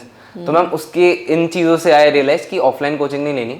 I opted for online coaching. Unacademy का मैंने सब्सक्रिप्शन लिया था और उस पर यू कैन वॉच अपने हिसाब से कि आज मंडे है, मेरा पढ़ने का मन कर रहा है तो आज 4 लेक्चर देख लिए. ट्यूसडे को, बिकॉज मैम यूपीएससी में कंसिस्टेंसी ज़रूरी है, तो चाहे पढ़ने का मन नहीं है फिर भी 1 लेक्चर तो देखना ही देखना है, बट वो अपने टाइम के हिसाब से देखना है कि 6 से 9 है तो 6 से 9 योर नहीं. शेड्यूल. हाँ जी, बिकॉज मैम मेरा क्या था कि I use to sleep in the day and study at all night. तो मेरा, एज मी. हाँ जी मैम, मुझे ऐसा लगता था कि दिन में डिस्ट्रैक्शन ज्यादा होती हैं. घर में कोई आता रहेगा and people would be coming, घंटी बजती है, doorbell keeps on ringing. Same to same कि दिन में सो के टाइम बता दो. सुबह 7 बजे सोती थी. एग्जैक्टली मैम, सेम 7-8 बजे I used to sleep and 4-5 बजे मैं उठता था एंड फिर 2-3 घंटे पढ़ के शाम को मम्मी पापा के साथ थोड़ी देर बैठ के 2-3 घंटे, फिर रात को 10:30-11 बजे से सुबह 7 बजे तक मॉर्निंग. ये 8 घंटे में आई यूज्ड टू थिंक कि 5-6 घंटे की अच्छी स्टडी आ जाए. तो इसलिए मैम मेरा ये था कि ऑफलाइन कोचिंग ज्वाइन करूंगा तो रूटीन भी वैसा फिर बनाना पड़ेगा कि सुबह 10 बजे उठ के क्लास जाओ. तो I opted for online and ma'am मेरा एक काफ़ी फ्रैंक चीज़ है कि ऑफलाइन कोचिंग की रिक्वायरमेंट नहीं है. मतलब दिल्ली आने की, खासकर अब नेट भी सस्ता है, ऑनलाइन सारे रिसोर्सेज ऑनलाइन है, हर कोचिंग अपना एक ऑनलाइन प्रेजेंस पे है, चाहे आप किसी भी बड़े कोचिंग की बात करेंगे. तो आई थिंक आप घर से बैठ के प्रिपरेशन कर सकते हैं इसकी एंड कोई दिल्ली आने की एटलीस्ट ज़रूरत नहीं है अगर आपको घर से बाहर जाना है. बिकॉज मैम समटाइम्स क्या होता है कि जैसे मेरी फैमिली वाज वेरी सपोर्टिव, घर में एनवायरनमेंट नहीं होता है, कई बार वो चैलेंजेस हैं कि you don't have a room also to study. तो उसके लिए आप दिल्ली ना आए, उसके लिए आप अपने घर के पास ही कोई रूम अलग से लें, कहीं पे रख लो, so that you have that support and then you are able to access whatever is the material available. क्योंकि अगर आप दिल्ली आते हैं तो फिर एक तो एक्सपेंडिचर बहुत ज्यादा है. बिल्कुल. प्लस मैम कुछ फैमिली सपोर्ट नहीं है. You are away and you are eating outside का खाना and what quality food we know. मतलब ठीक है आप tiffin systems and all is there but it can not replace your home cooked food वगैरह. And ma'am distractions बढ़ जाते हैं. घर पे एक बारी को फिर भी अकाउंटेबिलिटी है कि घर पे हो तो मम्मी पापा भी देख रहे हैं कि भाई 2 घर दूर ही रहता है, क्या कर रहा है. यहाँ पे तो कोई देखने वाला भी नहीं है. डिस्ट्रैक्शंस बढ़ जाते हैं. इनफैक्ट मैं पेरेंट्स को भी बोलूंगा कि अपने बच्चों को दिल्ली ना भेजो, उन्हें आसपास ही कहीं कुछ. पेरेंट्स के लिए, गार्जियंस के लिए बड़ी इंपॉर्टेंट एडवाइस है, कोशिश करके बच्चों को अपने आसपास ही रखें. हाँ जी मैम. एंड ये बहुत इंपॉर्टेंट चैतन्य आपने बोला कि online mentoring, online material, online coaching तो अब सब जगह अवेलेबल है. Definitely. And specially this thing has improvised a lot after covid pandemic. Covid के पहले ये सब इतना नहीं था, पहले फिजिकली क्लासेस को एम्फसाइज किया जाता था, but now this online material is available. So we if something is available, try and utilise that in your best interest. आने जाने का टाइम, खर्चा, रहने का, your health, you know all this are very very important. So students ये मत सोचिए कि जी आपने कोचिंग नहीं लिया तो आपका सिलेक्शन नहीं होगा. Coaching can only supplement your efforts. And coaching ऐसा भी नहीं होना चाहिए कि it is acting as a distraction या आपको उसको करने में एक अलग से एफर्ट लग रहा है बेसिकली. मैम इसमें एक चीज़ मैं और ऐड करूँगा कि लोग कोचिंग ज्वाइन करके ना दे जनरली फील एस्पिरेंट्स कि अब तो कोचिंग वाले करवा देंगे कि कोचिंग का काम अच्छे से कर लो फिर तो हो सारे ही जाएगा। हो जाएंगे, क्लियर कर लेंगे सारे बच्चे। हाँ जी। तो जिसने उनका कोचिंग ज्वाइन ये कर रहता ली, है कि कोचिंग ज्वाइन कर लो, इनके असाइनमेंट्स कर लो अच्छे से, इनके मटेरियल पढ़ लो तो क्लियर हो जाएगा। But ma'am this is a very मतलब बिग मिसकंसेप्शन कि सिर्फ कोचिंग के मटेरियल से नहीं इवन होगा। बेस्ट कोचिंग इंस्टीट्यूट्स में भी what is the percentage of result yes ma'am. we should see, not the I am not talking about advertisement, sorry, मैं थोड़ा सा उससे उनसे डिसएग्री भी करती हूँ कि when the results are announced then everybody tries to claim कि हमारे यहाँ से भी पढ़ा है, हमारे यहाँ से भी पढ़ा है, which is ethically also very wrong. So you have a realistic assessment of how many students have been enrolled and what is the percentage of the students who are getting selected. इसमें क्या है कि जैसे I also मैं student Unacademy's का रहा हूँ, online मैंने उनका सब्सक्रिप्शन लिया था, बट मैंने टेस्ट सीरीज बहुत सारी जगहों से ली थी। मैंने विजन से ली थी, मैंने टारगेट यूपीएससी से ली थी, और मैंने फोरम से ली थी, मैंने जीएस कोर से ली थी। मतलब टेस्ट सीरीज में आई वाज लाइक कि जहाँ की ले सकते हो ले लो, because have multiple opinions on your answers. कि मैं आंसर लिख रहा हूँ तो मे बी विजन वाले तारीफ कर रहे हैं बट जीएस कोर वाले कह रहे हैं इसमें ये खराबी है, तो आई कैन सी कि खराबी है तो क्या एक्चुअल में है या फिर मे बी कुछ ओवर एग्जैजरेटेड तरीके से बता रहे हैं। तो मैंने टेस्ट सीरीज बहुत सारी ली थी। तो what this coaching institutes do is कि जिसने टेस्ट सीरीज भी ली है they also claim it as their student कि like we have helped him, तो they post it on in their advertisement. वो उनका स्ट्रेटजी है ना। स्टूडेंट्स को ध्यान रखना है, they have to be cautious of what they are taking, where they are taking, जो ले रहे हैं वो रेलेवेंट होना चाहिए, क्वालिटी अच्छा होना चाहिए।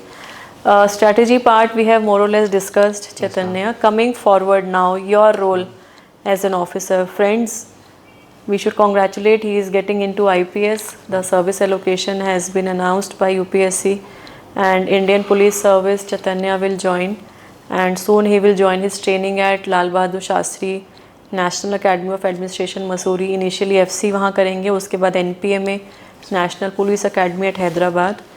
And I'm sure with his vision, with his passion and commitment, he will do wonders. Now maybe two questions, Chaitanya. Yes, ma'am. Out of my interest and interaction मेरे mind में आए, so I just thought I should ask you. One is your technology background. Yes, ma'am. You're being an engineer, computer science.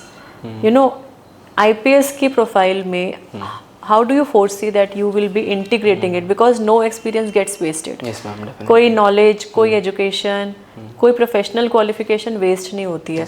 ऐसा कुछ mind में आया है आपके अभी तक ऑलरेडी कि मेरे को अब IPS मिल गया है और मेरा ये जो इंटरेस्ट है रहा है कंप्यूटर साइंस का, इंजीनियरिंग का, how will I utilise this in you know in my policing per से?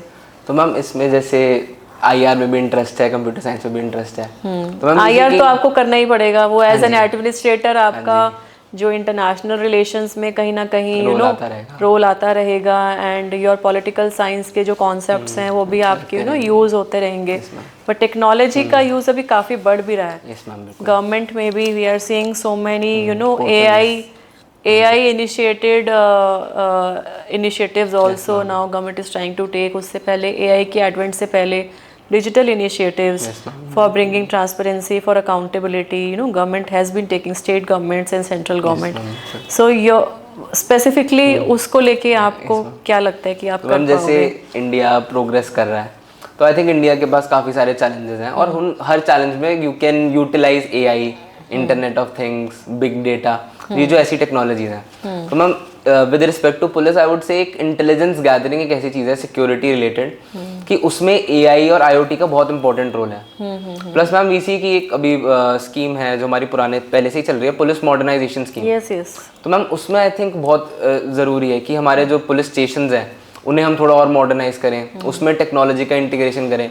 अभी रिसेंटली EFIR वाली चीज़ आई है, तो जो ये एक इशू होता था कि पुलिस वाले FIR नहीं लिख रहे, रजिस्टर नहीं हो रही है कंप्लेंट, तो that is now not there. तो आई थिंक मैम ये कंप्यूटर साइंस की जो ऐसी चीज़ें हैं that can help us a lot. And ma'am we see की साइबर क्राइम्स आजकल बहुत बढ़ रहे हैं कि साइबर फ्रॉड आ रहा है। कि अभी रिसेंटली मैम आई हर्ड कि मेरा एक फ्रेंड है, her sister she got duped off around 1 lakh rupees because of the cyber crime. Okay. But all luckily वो वापस आ गए पैसे and Mumbai police did a very great job. But yes this is there and अभी तो बहुत छोटे छोटे रैकेट्स हर स्टेट्स में ऑपरेट कर रहे हैं. वी सी वेब सीरीज भी आई थी 2-3. Yes, there have been some series also which on OTT, Yes, ma'am. which is basically educating people that About like you have to take care of all this. So yes, technology is very important and unfortunately हो क्या रहा है कि technology आती है तो उसका misuse पहले आ जाता है. So people tend to utilize it for their personal benefit,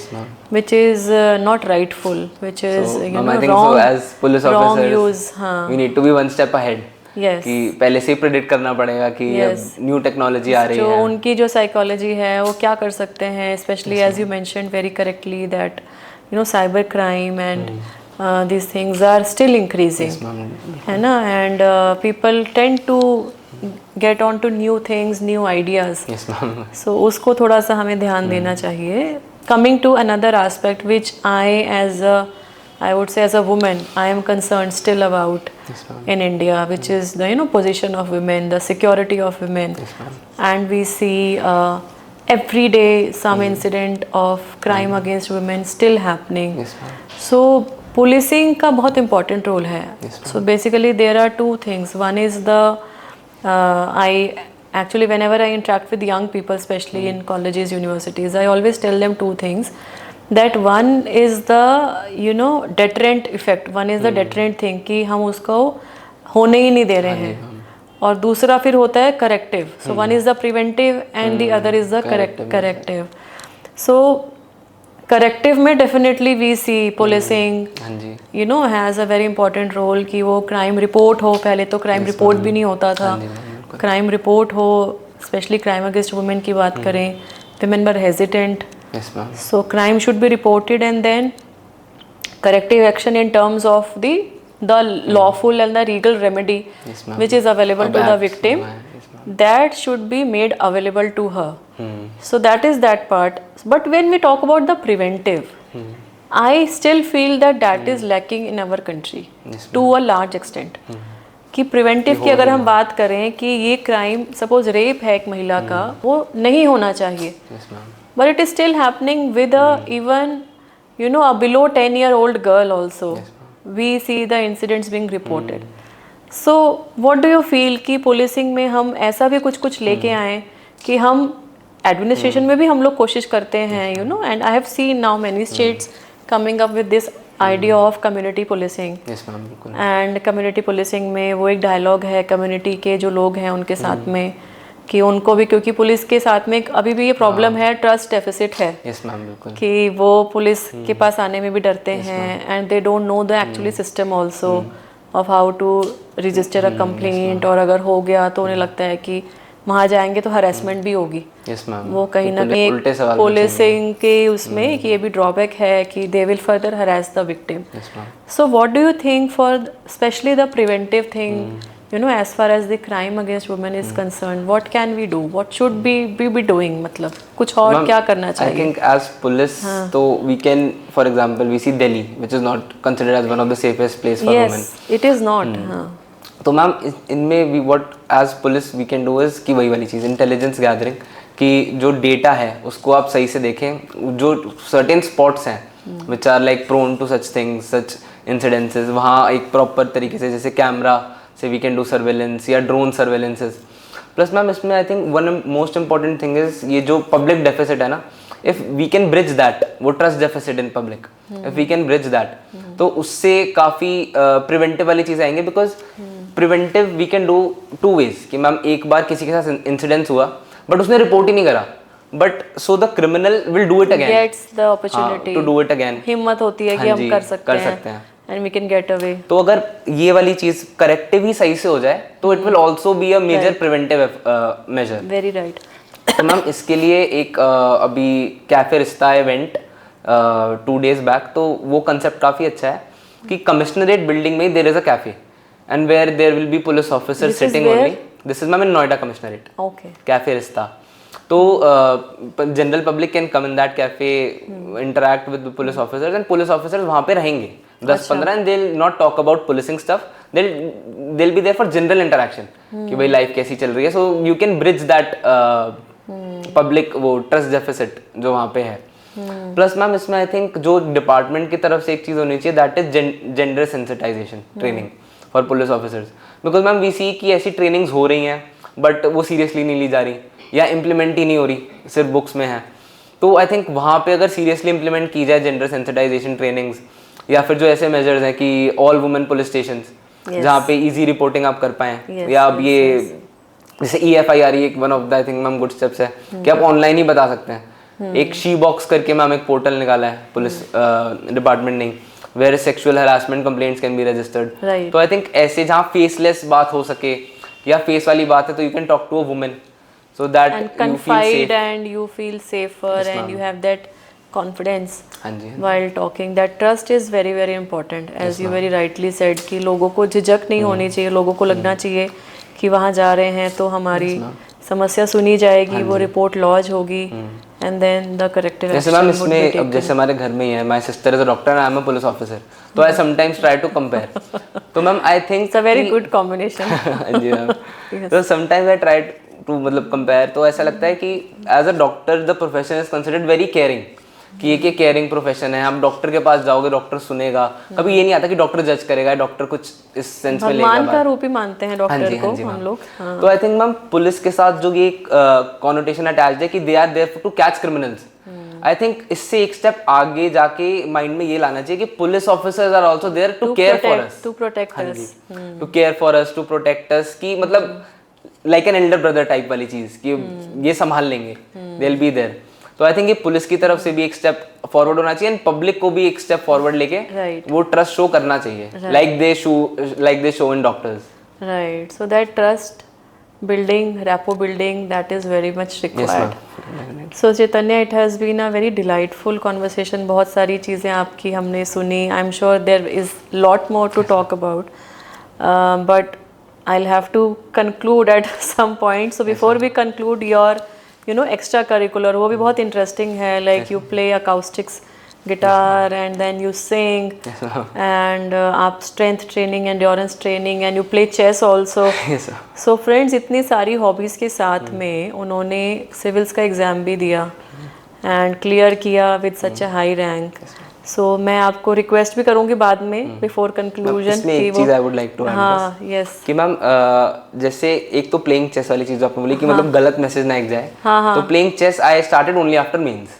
okay हाँ जी, तो प्लेइंग चेस में I did not use to devote time, क्योंकि मैम चेस एक ऐसी चीज़ है कि अगर आप गेम हारते हो ना then you have to play again, मतलब वो ना मन को सेटिस्फैक्शन नहीं मिलती जब तक 3-4 गेम्स लगातार ना जीतो, तो it is very time taking. तो I started after mains only and as far as training is concerned I would say कि strength training and endurance training that is for your mental fitness and mental health only. मतलब चाहे आप walk करें, चाहे थोड़ी exercise करें, मतलब hobby को आई वोंट से कि 3-4 घंटे तो दिन के, बट 30-40 minutes you should give to exercise, और बाकी 30-40 मिनट्स अपना दूसरा कोई hobby, for me which was singing and playing guitar. Very nice. So we will request you at the end कि आप कोई भी अपना फेवरेट सॉन्ग कुछ भी 2-4 लाइन आप हमारे लिए गाएं।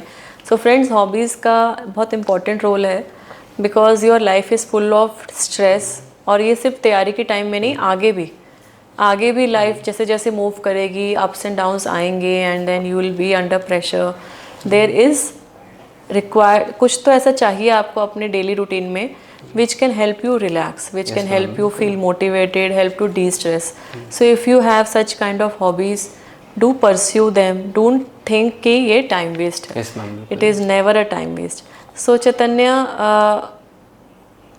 प्रायोरिटी एरियाज आपने कुछ सोचे हैं कि मेरे को इस फील्ड में मुझे ये मेरे फोकस एरियाज रहेंगे, 2 or 3 areas on which you will like to work upon? Ma'am police में आई वुड डेफिनेटली से, एक तो मैम ये साइबर क्राइम रिलेटेड बिकॉज मेरा background is in computer science, and ma'am second thing which I am very concerned about is crime against children.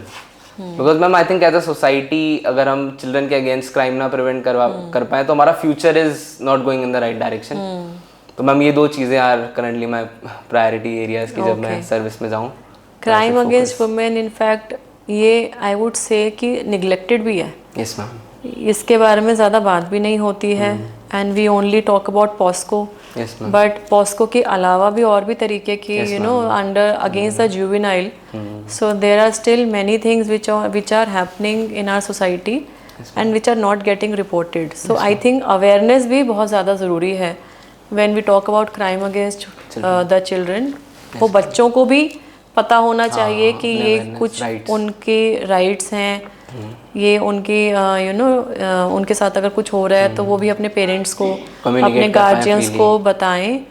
और schools का बड़ा important role है इसके अंदर, जहाँ पे बच्चे जा रहे हैं, so the teachers and if they can have some counselling sessions and if of course the police can you know have this kind of seminars or awareness workshops in the schools and colleges, that would also be beneficial, very very much beneficial, and it is happening also in some parts. मतलब मैंने देखा है कि हो रहा है, ऐसी ma'am but I think yes so उस पे भी काफी and talk about the self defense. Why don't we talk about self defense? Why don't we talk about empowerment?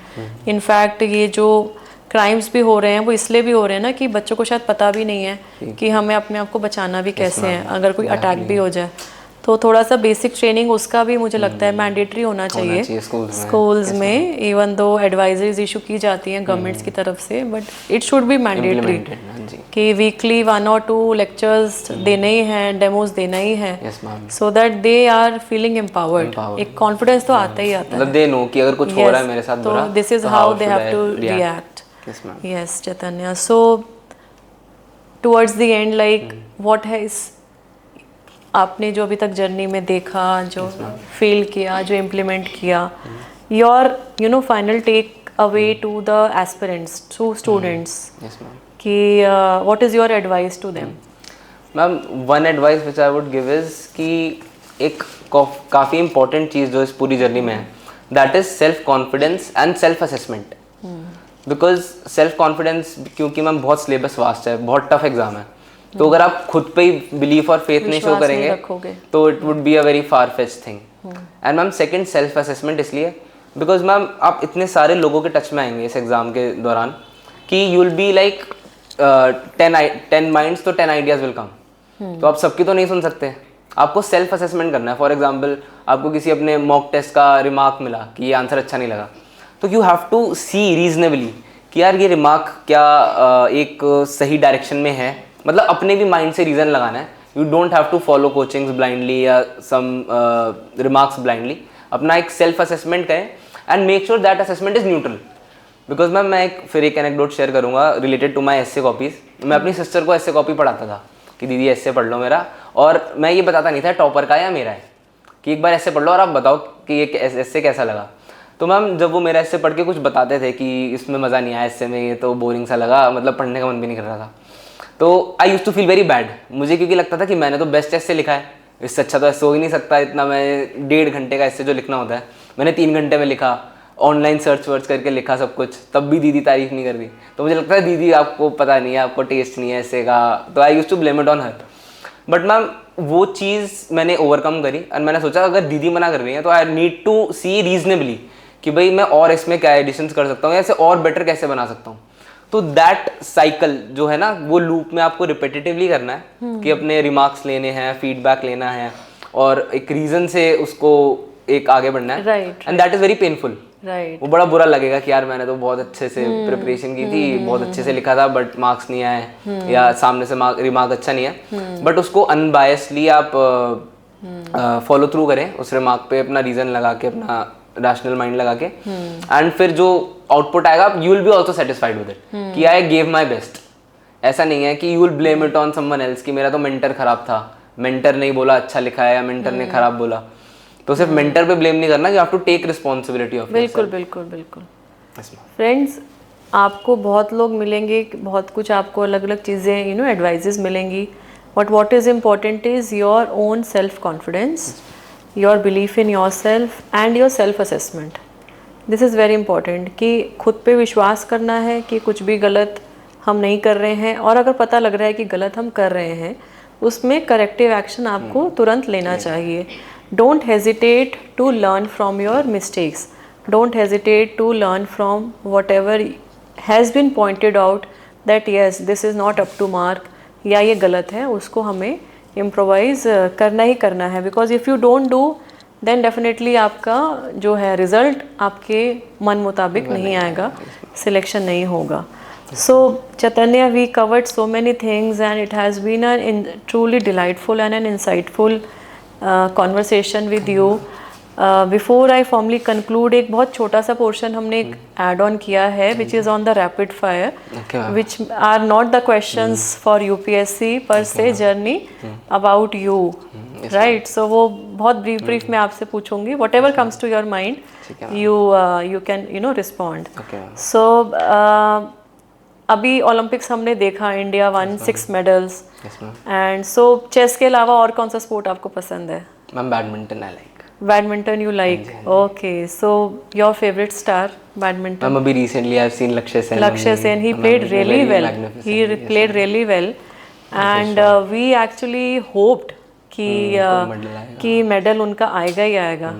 And he is actually the shining star. मतलब मुझे लगता है कि आगे आके, even though I am not into sports in that kind, but जितना भी मुझे देखा मैंने समझ में आया वो यही लगा कि फ्यूचर में ज़रूर आएंगे. And of course our legend PV Sindhu, she has been playing well, and this time I think she got hard luck कि नहीं उनका वो स्टेज तक नहीं पहुंच पाए. हाँ, बट या बैडमिंटन में India has been doing good.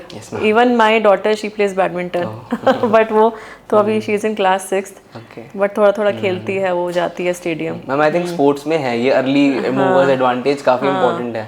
हाँ, बिकॉज देन यू मतलब हमारा लाइफस्टाइल ही वो स्पोर्ट्स की तरीके से हो जाता है. Yes. So next question, may be time अभी आपको मिलता होगा, मूवीज देखते हो आप? Yes, ma'am. So any recent movie which you felt is very nice? Actually I'm not watching movies, I'm watching a web series. हाँ, वो web series. हाँ. Special Victims Unit, Law and Order. Okay, वो भी policing के ऊपर है. Okay. So I'm watching that. अच्छा. So how is that? Ma'am, it's about crimes and ma'am एक पर्सपेक्टिव जो शो में मिलता है कि sometimes there is not always a single criminal and a single victim. Right. कई बार the situation is very complex, you can not decide कि गलती किसकी थी. And the good thing about that show is they do not make a statement, they just leave it open ended कि तुम अपने आप सोचो, मतलब गो इनटू दैट थॉट कि गलती किसकी थी भी, या फिर इज ही बीइंग फ्रेम्ड और what. So I think that perspective gives you wider perspective of the bigger picture. Very right. Yes, one quote और मंत्रा for your life जो आप अपने आप को शायद कभी बोलते होंगे या आपको लगता होगा कि वो मेरी लाइफ को गवर्न करता है, ऐसा कुछ? मैम वही वाली चीज़ जो मैंने प्रीलिम्स जब पहला फेल किया था तो मैंने बोर्ड पे लिखा था, वो 1 साल तक बोर्ड पे ही रहा था. राइट. कि do it no matter what it takes. Do it no matter what it takes. Friends, do, I repeat for you, do it no matter what it takes. Very effective, very तो I think कोई भी life में challenge है तो अपने गोल की तरफ बिल्कुल ये एटीट्यूड रहेगा तो बिल्कुल. So the last request, it is your passion to release your stress, to enjoy, to feel relaxed. कोई हमारे लिए, हमारे व्यूअर्स के लिए, इस शो के लिए कोई ऐसा गाना जो भी आपके दिल के करीब हो, आप डेडिकेट करना चाहोगे फॉर अस? Yes ma'am. तो हम जैसे अभी independence day is coming around, तो I think I will sing a song for that. Sure, thank you. तेरी मिट्टी में मिल जावा गुल बन के, मैं खिल जावा, इतनी सी है दिल की आरज़ू. तेरी नदियों में लहरावा, तेरे खेतों में लहरावा, इतनी सी है दिल की आरज़ू. Wow, thank you so much. मतलब I was just going into that mode. और बहुत ही सुंदर ये एक्चुअली गाना भी है. एंड आपने बहुत ब्यूटीफुली, मतलब यहाँ ऐसे सोफे पे बैठ के आपने इतना इजीली इसको गा दिया. So with guitar and music आप कितना अमेजिंगली गाते होंगे चैतन्य. आप जब अकेडमी जाओगे तो you will definitely be loved by your batchmates, क्योंकि वहाँ भी ऐसे कल्चरल नाइट्स होती है ना. So you will have a very good time there and बहुत अच्छा रहेगा. एंड बहुत ही अच्छा गाया in fact. So thank you so much Chaitanya coming on शिखर का सफ़र. And it is in fact a very small initiative at my level to encourage people to have stories like you on our show, जो inspirational stories हैं कि अपनी मेहनत से उन्होंने सफलता प्राप्त की है और लोगों को ऐसे ही हम इंस्पायर करते रहें. यही इम्पॉर्टेंट है. So friends, we had on our show today a very special guest, Mr. Chaitanya Giri, AIR 117 UPSC 2023 examination, and we had a heartful and a delightful conversation with him. And Chaitanya will soon join for his training. He has been into the IPS, he has been selected into IPS, and I congratulate him, and I am sure कि whichever cadre, whichever posting he gets, he will give his best, and we will soon see him.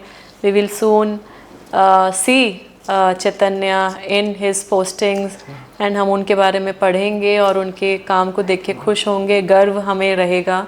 और चैतन्य, आपको एक नई beginning के लिए, एक नई शुरुआत के लिए बहुत बहुत शुभकामनाएं मेरी तरफ से. और एंड में फ्रेंड्स, आपके लिए एक जो कोट जो चैतन्य ने बोला वो मैं रिपीट करना चाहूँगी आप सभी के लिए. Self confidence and self assessment, that is very very important. अपने ऊपर विश्वास रखिए और अपने हौसलों को अपना एक स्ट्रेंथ बनाइए, और उससे जो है अपनी असेसमेंट करते हुए, इम्प्रोवाइज़ करते हुए लक्ष्य की ओर बढ़ते जाइए. आप सभी शिखर के सफ़र में जुड़े आप सभी का बहुत बहुत धन्यवाद. आप सभी लोग स्वस्थ रहें, खुश रहें. जय हिंद, जय भारत.